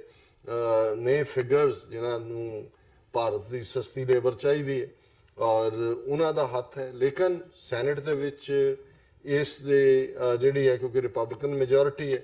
ਉੱਥੇ ਇਹ ਜ਼ਰੂਰ ਬਲੌਕ ਵੀ ਹੋਏਗਾ ਜਾਂ ਹਾਲਾਂਕਿ ਕਮਲਾ ਹੈਰਿਸ ਜਾਂ ਦੂਜਿਆਂ ਨੇ ਇੱਕ ਆਈਡੈਂਟੀਕਲ ਲਿਆਂਦਾ ਹੋਇਆ ਬਿੱਲ ਸੈਨੇਟ 'ਚ ਵੀ ਜੇ ਇੱਥੋਂ ਵੀ ਹੋ ਜਾਂਦਾ ਹੈ ਫਿਰ ਕਿਉਂਕਿ ਆਲਰੇਡੀ ਹੋਮਲੈਂਡ ਸਿਕਿਉਰਿਟੀ ਨੇ ਇਹਦਾ ਵਿਰੋਧ ਕਰ ਦਿੱਤਾ। ਸੋ ਜ਼ਾਹਰ ਹੈ ਕਿ ਉਹ ਟਰੰਪ ਦੇ ਬਿਹਾਫ ਤੇ ਬੋਲ ਰਹੇ ਨੇ ਔਰ ਜੇ ਉੱਥੋਂ ਵੀ ਹੋ ਜਾਂਦਾ ਹੈ ਸੈਨੇਟ 'ਚੋਂ ਵੀ ਬਾਂਹ ਬੂਹ ਮਰੋੜਦੇ ਨੇ ਜਾਂ ਕੁਝ ਹੋਰ ਉਹਨਾਂ ਦੇ ਕਈ ਵਾਰੀ ਆਪਣੇ ਕੰਸਟੀਟਿਊਂਟਸ ਨਾਲ ਇੰਟਰਸਟ ਹੁੰਦੇ ਨੇ ਫਿਰ ਵੀਟੋ ਦਾ ਹੱਕ ਹੈ ਔਰ ਆਈਟਮ ਵੀਟੋ ਦੇ ਥੱਲੇ ਇਹਨੂੰ ਜਿਹੜਾ ਉਹ ਟਰੰਪ ਕਰ ਸਕਦਾ ਕਿਉਂਕਿ ਜਿਹੜੀ ਕੁੱਲ ਮਿਲਾ ਕੇ ਇਸ ਗੱਲ ਨੂੰ ਵੀ ਦੇਖਣਾ ਹੈ ਕਿ ਗੱਲ ਕੱਲੀ ਇਹ ਨਹੀਂ ਹੈ ਵੀ ਭਾਰਤ ਜਾਂ ਕਿ 2020 ਅਮਰੀਕਾ ਦੇ ਵਿੱਚ ਜਿਹਦੇ ਲਈ ਟਰੰਪ ਨੇ ਸੈਕੰਡ ਟਰਮ ਦੇ ਲਈ ਆਪਣਾ ਜਿਹੜਾ ਹੈ ਉਹ ਆਲਰੇਡੀ ਕੈਂਪੇਨ ਕੀਤਾ ਹੋਇਆ। ਸੋ ਇਮੀਗ੍ਰੇਸ਼ਨ ਦਾ ਮੁੱਦਾ ਵੀ ਉਹਦੇ 'ਚ ਇੱਕ ਹੈ ਫੋਰਨ ਪਾਲਿਸੀ ਦਾ ਮੁੱਦਾ ਵੀ ਔਰ ਪਹਿਲੇ ਕੈਂਪੇਨ ਵੇਲੇ ਸੀ ਕਿ ਵੀ ਜਿਹੜੀਆਂ ਅਮਰੀਕਾ ਦੀਆਂ ਵਾਰਸ ਨਹੀਂ ਨੇ ਆਫਸ਼ੋਰਸ ਅਸੀਂ ਫੌਜ ਵਾਪਸ ਲਿਆਵਾਂਗੇ। ਸੋ ਅਫਗਾਨਿਸਤਾਨ ਵਾਲੇ ਮੁੱਦੇ ਨੂੰ ਵੀ ਇਸ ਲਈ ਉਹ ਜਿਹੜਾ ਉਹ ਰੈਪ ਅਪ ਕਰਨਾ ਚਾਹੁੰਦੇ ਨੇ ਤਾਂ ਕਿ ਟਰੰਪ ਇਹ ਦਿਖਾਣ ਜੋਗਾ ਹੋਏ ਕਿ ਜੀ ਦੇਖੋ ਅਸੀਂ ਫੌਜ ਮੰਗਵਾ ਲਈ ਹੈ। ਇਮੀਗ੍ਰੇਸ਼ਨ ਦੇ ਮਾਮਲੇ 'ਚ ਆਲਰੇਡੀ ਮਿਲੀਅਨਸ ਆਫ ਅਮਰੀਕਨਸ ਨੂੰ ਮਾਸ ਡਿਪੋਰਟੇਸ਼ਨ ਦੀ ਲਾਈਨ ਇਹਨਾਂ ਨੇ ਫੜ ਲਈ ਹੈ ਛਾਪਿਆਂ ਦਾ ਕੰਮ ਸ਼ੁਰੂ ਹੈ। ਸੋ ਕੁੱਲ ਮਿਲਾ ਕੇ ਮੈਨੂੰ ਇਹ ਲੱਗਦਾ ਕਿ ਵੀ ਭਾਰਤ ਦੇ ਪੱਲੇ ਬਹੁਤਾ ਕੁਝ ਪੈਣ ਵਾਲਾ ਨਹੀਂ। ਇਸ ਸਾਰੇ ਦੇ ਵਿੱਚ ਜਿਹੜੀ ਪਾਕਿਸਤਾਨ ਦੀ ਪੋਜੀਸ਼ਨ ਹੈ ਕਿ ਆਉਣ ਵਾਲੇ ਸਮੇਂ ਦੇ ਵਿੱਚ ਇੰਟਰਨੈਸ਼ਨਲੀ ਜਦੋਂ ਅਸੀਂ ਦੇਖਦੇ ਹਾਂ ਖਾਸ ਤੌਰ ਤੇ ਜਿਵੇਂ ਇੰਡੀਆ ਵੱਲੋਂ ਪਿਛਲੇ ਸਮੇਂ ਦੇ ਵਿੱਚ ਟੈਰਰਿਜ਼ਮ ਦੇ ਨਾਲ ਜੋੜ ਕੇ ਜਿਹੜਾ ਭੰਡੀ ਪ੍ਰਚਾਰ ਪਾਕਿਸਤਾਨ ਦੇ ਖਿਲਾਫ ਕੀਤਾ ਜਾਂਦਾ ਰਿਹਾ ਉਸ ਨੁਕਤਾ ਨਿਗਾਹ ਨੂੰ ਮੁੱਖ ਰੱਖਦਿਆਂ ਹੋਇਆਂ ਜਾਂ ਅਦਰਵਾਈਜ਼ ਵੀ ਇਕਨੋਮਿਕਲੀ ਵੀ ਕੀ ਆਉਣ ਵਾਲੇ ਸਮੇਂ ਦੇ ਵਿੱਚ ਲੱਗਦਾ ਕਿ ਪਾਕਿਸਤਾਨ ਦੀ ਜਿਹੜੀ ਪੋਜੀਸ਼ਨ ਹੈ ਉਹ ਬੈਟਰ ਹੋ ਸਕਦੀ ਹੈ ਕਿਉਂਕਿ ਜੇ ਇੱਕ ਵੱਡਾ ਸਵਾਲੀਆ ਨਿਸ਼ਾਨ ਪਾਕਿਸਤਾਨ ਦੀ ਹੋਂਦ ਤੇ ਜਾਂ ਉਹਨਾਂ ਦੀ ਕਾਰਗੁਜ਼ਾਰੀ ਤੇ ਲੱਗਦਾ ਤਾਂ ਜਿਹੜੇ ਮਾਡਲ ਤੇ ਸਿੱਖ ਸਟੇਟ ਦੀ ਡਿਮਾਂਡ ਕੀਤੀ ਜਾਂਦੀ ਹੈ ਖਾਲਿਸਤਾਨ ਦੇ ਹੋਂਦ ਦੇ ਵਿੱਚ ਆਉਣ ਦੀ ਗੱਲ ਕੀਤੀ ਜਾਂਦੀ ਹੈ ਪਾਕਿਸਤਾਨ ਇੱਕ ਉਹਦੀ ਐਗਜ਼ਾਮਪਲ ਹੈ ਉਹ ਪਹਿਲਾਂ ਹੀ ਉਹਦੇ ਤੇ ਇੱਕ ਜਿਹੜਾ ਵੱਡਾ ਸਵਾਲੀਆ ਨਿਸ਼ਾਨ ਹੈ ਉਹ ਲੱਗ ਜਾਂਦਾ। ਦੇਖੋ ਮੈਂ ਹਾਲਾਂਕਿ ਪਾਕਿਸਤਾਨ ਦੇ ਵਿੱਚ ਜਿਹੜੀ ਅੰਦਰੂਨੀ ਸਿਆਸਤ ਹੈ ਇਸ ਵੇਲੇ ਉਸ ਦੇ ਵਿੱਚ ਜੇ ਅੰਗਰੇਜ਼ੀ ਦਾ ਲਫ਼ਜ਼ ਕਹਿਣਾ ਹੋਏ ਤਾਂ ਕਾਫੀ ਟਰਮੋਇਲ ਹੈ ਜੀ ਕਾਫੀ ਉਧੇੜ-ਬੁਣ ਚੱਲ ਰਹੀ ਹੈ, ਕਾਫੀ ਇੱਕ ਤੂਫਾਨੀ ਜਿਹੀ ਹਾਲਤ ਬਣੀ ਹੋਈ ਹੈ। ਉਹਨਾਂ ਦੀਆਂ ਮੇਜਰ ਜਿਹੜੀਆਂ ਪੋਲੀਟੀਕਲ ਪਾਰਟੀਆਂ ਨੇ, ਉਹਨਾਂ ਦੀ ਟਾਪ ਲੀਡਰਸ਼ਿਪ ਉਹਨੂੰ ਕੋਈ ਜੇਲ੍ਹਾਂ ਦੇ ਵਿੱਚ ਹੈ, ਕੋਈ ਕੇਸ ਕੋਈ ਦੂਜੇ ਚੱਲ ਰਹੇ ਨੇ, ਕੁਝ ਮੀਡੀਆ ਦੇ ਹਵਾਲੇ ਦੇ ਨਾਲ ਵੀ ਪਾਬੰਦੀਆਂ ਦੀ ਗੱਲ ਦੂਜੀ ਤੀਜੀ ਚੱਲ ਰਹੀ ਹੈ। ਲੇਕਿਨ ਇੱਕ ਗੱਲ, ਕਿਉਂਕਿ ਅਸੀਂ ਅੰਦਰੂਨੀ ਸਿਆਸਤ ਨੂੰ ਕਦੇ ਵੀ ਆਪਣੀ ਡਿਸਕਸ਼ਨ ਦਾ ਹਿੱਸਾ ਇਸ ਲਈ ਨਹੀਂ ਬਣਾਉਂਦੇ ਕਿਉਂਕਿ ਅਸੀਂ ਸਮਝਦੇ ਹਾਂ ਵੀ ਸਿੱਖ ਫੈਕਟਰ ਦੇ ਲਈ ਸਾਰਿਆਂ ਦੇ ਵਿੱਚ ਗੁੱਡਵਿਲ ਹੈ, ਲੇਕਿਨ ਫਿਰ ਵੀ ਕਈ ਚੀਜ਼ਾਂ ਜਿਹੜੀਆਂ ਤੁਹਾਡੀਆਂ ਕਹਿਣੀਆਂ ਵੀ ਬਣਦੀਆਂ ਨੇ। ਮੈਂ ਸਮਝਦਾ ਹਾਂ ਵੀ ਇਮਰਾਨ ਖਾਨ ਦੀ ਇਮੈਚੁਰਿਟੀ ਹੋ ਸਕਦੀ ਹੈ ਔਨ ਇਸ਼ੂਜ਼। ਕਈ ਮਾਮਲਿਆਂ 'ਚ ਬੰਦਾ ਸਿੱਖਦਾ ਹੈ, ਸਿਆਸਤ ਦੀ ਦਲਦਲ ਦੇ ਵਿੱਚ ਤੁਸੀਂ ਫਸ ਕੇ ਕਈ ਵਾਰ ਜੋ ਪਹਿਲਾਂ ਕਿਹਾ ਹੁੰਦਾ ਉਹ ਅਗਲੇ ਦਿਨ ਤੁਸੀਂ ਉਹਨੂੰ ਡਿਲੀਵਰ ਨਹੀਂ ਕਰ ਸਕਦੇ, ਲੇਕਿਨ ਉਹਦੀ ਜਿਹੜੀ ਇਮਾਨਦਾਰੀ ਹੈ ਔਰ ਵਿਜ਼ਨ ਹੈ ਐਜ਼ ਕੰਪੇਅਰ ਟੂ ਅਦਰਸ, ਉਹ ਮੈਂ ਸਮਝਦਾ ਹਾਂ ਵੀ ਕਾਫੀ ਹੱਦ ਤੱਕ ਅਬਵ ਬੋਰਡ ਹੈ। ਔਰ ਇਸ ਪੀਰੀਅਡ 'ਚ ਜਿਵੇਂ ਪਹਿਲੀ ਗੁਫ਼ਤਗੂ ਵੇਲੇ ਗੱਲ ਸਾਹਮਣੇ ਆਈ ਕਿ ਪੁਲਵਾਮਾ ਦੀ ਆੜ ਦੇ ਵਿੱਚ ਭਾਰਤ ਨੇ ਜਿਵੇਂ ਬਾਲਾਕੋਟ ਦੀ ਹਰਕਤ ਕੀਤੀ, ਜਿਸ ਸੰਜਮ ਦੇ ਨਾਲ ਬੈਲੈਂਸ ਦੇ ਨਾਲ ਪਾਕਿਸਤਾਨ ਦੀ ਹਕੂਮਤ ਨੇ ਜਵਾਬ ਦਿੱਤਾ, ਫੌਜੀ ਜਵਾਬ ਵੀ ਪੂਰਾ ਸੀ, ਅਭਿਨੰਦਨ ਫੜਿਆ ਜਾਂਦਾ ਹੈ, ਗ੍ਰੇਸਫੁਲੀ ਉਹਨੂੰ ਛੱਡਣਾ ਵੀ, ਔਰ ਅਖੀਰ ਤੱਕ ਇਹ ਗੱਲ ਕਹਿਣੀ ਕਿ ਵੀ ਮਸਲੇ ਅਮਨ ਨਾਲ ਹੱਲ ਹੁੰਦੇ ਨੇ, ਟਕਰਾਅ ਨਾਲ ਨਹੀਂ, ਇਹ ਮੈਂ ਸਮਝਦਾ ਕਿ ਇੱਕ ਸਟੇਟਸਮੈਨ ਲਾਈਕ ਗੱਲ ਸੀ ਜੀ। ਜੇ ਅਸੀਂ ਕੰਸਿਸਟੈਂਸੀ ਦੇਖਣੀ ਹੋਏ, ਹਾਲਾਂਕਿ ਸਿਆਸਤਦਾਨਾਂ ਬਾਰੇ ਇਹ ਕਿਹਾ ਜਾਂਦਾ ਹੈ ਕਿ ਵੀ ਇਹਨਾਂ ਦਾ ਜਿਹੜਾ ਕਦੇ ਵੀ ਕੋਈ ਇਤਬਾਰ ਨਹੀਂ ਹੁੰਦਾ, ਇਹ ਉਹੀ ਗੱਲ ਕਹਿੰਦੇ ਨੇ ਜੋ ਲੋਕ ਸੁਣਨਾ ਚਾਹੁੰਦੇ ਨੇ। ਜ਼ਾਹਰ ਹੈ ਕਿ ਤੁਸੀਂ ਜੇ ਮਾਸਿਸ ਦੀ ਸਪੋਰਟ ਲੈਣੀ ਹੈ ਤੇ ਫਿਰ ਇਸੇ ਕਿਸਮ ਦੀ ਗੱਲ ਹੀ ਹੁੰਦੀ ਹੈ। ਲੇਕਿਨ ਜੇ ਅਮਰੀਕਾ ਦੀ ਉੱਥੇ ਉਹਨਾਂ ਨੇ ਆਪਣੇ ਜਿਹੜੇ ਬੂਟ ਅਫਗਾਨ ਸੋਇਲ ਦੇ ਉੱਤੇ ਉਤਾਰੇ, ਜੰਗ ਸ਼ੁਰੂ ਕੀਤੀ, ਪਹਿਲੇ ਦਿਨ ਤੋਂ ਉਹਨਾਂ ਦੀ ਲਾਈਨ ਸੀ ਕਿ ਇਹ ਪਾਕਿਸਤਾਨ ਦੀ ਜੰਗ ਨਹੀਂ, ਔਰ ਉਹਨਾਂ ਨੇ ਇਹ ਵੀ ਕਿਹਾ ਵੀ ਅਸੀਂ ਇਹ ਫਿਊਚਰ 'ਚ ਜੰਗ ਕਦੇ ਵੀ ਜਿਹੜੀ ਸਾਡੀ ਜੰਗ ਨਹੀਂ, ਅਸੀਂ ਨਹੀਂ ਲੜਾਂਗੇ, ਔਰ ਇਹ ਗੱਲ ਉਹਨਾਂ ਨੇ ਬਣਨ ਤੋਂ ਬਾਅਦ ਵੀ ਕਹੀ। ਸੋ ਉਹ ਇੱਕ ਕੰਸਿਸਟੈਂਸੀ ਹੈ। ਥਰਡਲੀ ਮੈਂ ਸਮਝਦਾ ਵੀ ਇਨੀਸ਼ੀਅਲੀ ਜਿਹੜੀ ਬਹੁਤ ਵੱਡੀ ਪ੍ਰੋਬਲਮ ਜਿਵੇਂ ਪਾਕਿਸਤਾਨ ਦੀ ਇਕਨੋਮੀ 'ਚ ਜਦੋਂ IMF ਨੇ ਰੋਕ ਲਿਆ, ਅਮਰੀਕਾ ਨੇ ਲਾਈਨ ਲਈ ਔਰ $1 ਦੇ ਮੁਕਾਬਲੇ ਜਿਹੜਾ ਪਾਕਿਸਤਾਨੀ ਰੁਪਈਆ 160 ਤੱਕ ਚਲਾ ਗਿਆ, ਉਸ ਸਾਰੇ ਪੀਰੀਅਡ 'ਚ ਇਮਰਾਨ ਖਾਨ ਆਪਣੇ ਦੋਸਤਾਂ ਵੱਲ ਮੁੜਿਆ, ਸਾਊਦੀ ਅਰੇਬੀਆ, UAE ਔਰ ਇਵਨ ਕਤਰ ਨੇ $500 ਮਿਲੀਅਨ, ਔਰ ਹੁਣ ਅਮਰੀਕਾ ਨੇ ਜਿਵੇਂ IMF ਰਾਹੀਂ ਭਾਵੇਂ ਬੜੀਆਂ ਸਟ੍ਰਿੰਜੈਂਟ ਕੰਡੀਸ਼ਨਸ ਲਾਈਆਂ ਨੇ, ਲੇਕਿਨ ਮੈਂ ਸਮਝਦਾ ਵੀ ਇਹ ਗੱਲ ਦੱਸਦੀ ਹੈ ਕਿ ਅਲਟੀਮੇਟਲੀ ਜਿਹੜਾ ਇਮਰਾਨ ਖਾਨ ਇਸ ਸਾਰੇ 'ਚੋਂ ਨਿਕਲ ਜਾਏਗਾ। ਹਾਲਾਂਕਿ ਇੱਕ ਪਾਰਟ ਜਿਹੜਾ ਸੀ ਕਿ ਵੀ ਪਾਕਿਸਤਾਨ ਦੇ ਲੋਕਾਂ ਤੋਂ ਟੈਕਸ ਲੈਣਾ ਕਿ ਭਾਈ ਦਿਓ ਡੇਟ ਲਾਈਨ ਜਾਂ ਦੂਜਿਆਂ ਨੂੰ, ਉਹਦੇ ਸ਼ਾਇਦ ਅਜੇ ਕੋਈ ਬੜੀ ਮਾਰਕਡ ਸਕਸੈਸ ਨਹੀਂ ਹੈ, ਪਰ ਮੈਂ ਸਮਝਦਾ ਵੀ ਇੰਟੈਂਟ ਜਿਹੜੀ ਹੈ ਉਹ ਲੋਕਾਂ ਦਾ ਭਲਾ ਕਰਨ ਦੀ ਹੈ, ਪਾਕਿਸਤਾਨ ਦੀ ਜਿਹੜੀ ਹੈ ਉਹ ਚੜ੍ਹਤ ਨੂੰ ਕਾਇਮ ਕਰਨ ਦੀ ਹੈ, ਜਿਹੜੀ ਕਦੇ ਪਾਕਿਸਤਾਨ 50s ਦੇ ਵਿੱਚ ਅਰਲੀ 60s ਤੱਕ ਇਕਨੋਮਿਕਲੀ ਬਹੁਤ ਮਜ਼ਬੂਤ ਦੇਸ਼ ਸੀ, ਔਰ ਇੱਕ ਸਟੇਜ ਤੇ ਈਵਨ ਸਾਊਥ ਕੋਰੀਆ ਨੂੰ ਉਹਨਾਂ ਨੇ ਜਿਹੜਾ ਉਹ ਲੋਨ ਦਿੱਤਾ ਸੀ, ਹੈਲਪ ਕੀਤੀ ਸੀ। ਸੋ ਮੈਂ ਸਮਝਦਾ ਵੀ ਪਾਕਿਸਤਾਨ 'ਚ ਇੱਕ ਬੜਾ ਪੋਟੈਂਸ਼ੀਅਲ ਹੈ, ਉਹਨਾਂ ਦੇ ਕੋਲ ਹਰ ਚੀਜ਼ ਹੈ, ਔਰ ਜੇ ਇੱਕ ਇਨ ਆਰਡਰ ਉਹਨਾਂ ਦੀ ਇੱਕ ਕ੍ਰੈਡੀਬਲ ਲੀਡਰਸ਼ਿਪ ਕਾਇਮ ਹੋ ਜਾਂਦੀ ਹੈ ਔਰ ਉਹ ਜ਼ਰੂਰ ਡਿਲੀਵਰ ਕਰ ਸਕੇਗੀ। ਸੋ ਮੈਨੂੰ ਲੱਗਦਾ ਵੀ ਪਾਕਿਸਤਾਨ ਦਾ ਜਿਹੜਾ ਮੁਸਤਕਬਲ ਹੈ, ਫਿਊਚਰ ਹੈ, ਉਹ ਬੜਾ ਬ੍ਰਾਈਟ ਹੈ। ਜੀ ਡਾਕਟਰ ਸਾਹਿਬ, ਤੁਹਾਡਾ ਬਹੁਤ ਬਹੁਤ ਧੰਨਵਾਦ। ਤੁਸੀਂ ਸਮਾਂ ਕੱਢ ਕੇ ਇਹਨਾਂ ਸਾਰੇ ਇਸ਼ੂਜ਼ ਤੇ ਸਾਡੇ ਨਾਲ ਵਿਚਾਰਾਂ ਦੀ ਸਾਂਝ ਪਾਈ ਹੈ। ਉਮੀਦ ਕਰਦਾ ਜਿਹੜੇ ਦਰਸ਼ਕ ਅੱਜ ਸਾਡੇ ਨਾਲ ਜੁੜੇ ਹੋਏ ਆ ਨਾਰਥ ਅਮਰੀਕਾ ਦੇ ਵਿੱਚੋਂ ਜਾਂ ਸੋਸ਼ਲ ਮੀਡੀਆ ਦੇ ਰਾਹੀਂ ਦੁਨੀਆ ਭਰ ਦੇ ਵਿੱਚੋਂ, ਉਹਨਾਂ ਨੂੰ ਜ਼ਰੂਰ ਸਾਡੀ ਇਹ ਜਿਹੜੀ ਡਿਸਕਸ਼ਨ ਸੀ, ਵਿਚਾਰ ਚਰਚਾ ਸੀ, ਉਹ ਪਸੰਦ ਆਈ ਹੋਵੇਗੀ। ਸੋ ਦੁਬਾਰਾ ਫਿਰ ਕੱਲ ਨੂੰ ਸੱਚੋ ਸੱਚ ਪ੍ਰੋਗਰਾਮ ਦੇ ਵਿੱਚ ਤੁਹਾਡੇ ਨਾਲ ਮੁਲਾਕਾਤ ਹੋਵੇਗੀ। ਤਦ ਤੱਕ ਲਈ ਇਜਾਜ਼ਤ ਦਿਓ ਜੀ। ਫਤਿਹ ਦੀ ਸਾਂਝ ਪਾਈਏ ਡਾਕਟਰ ਸਾਹਿਬ ਅੰਤ ਦੇ ਵਿੱਚ। ਵਾਹਿਗੁਰੂ ਜੀ ਕਾ ਖਾਲਸਾ, ਵਾਹਿਗੁਰੂ ਜੀ ਕੀ ਫਤਿਹ।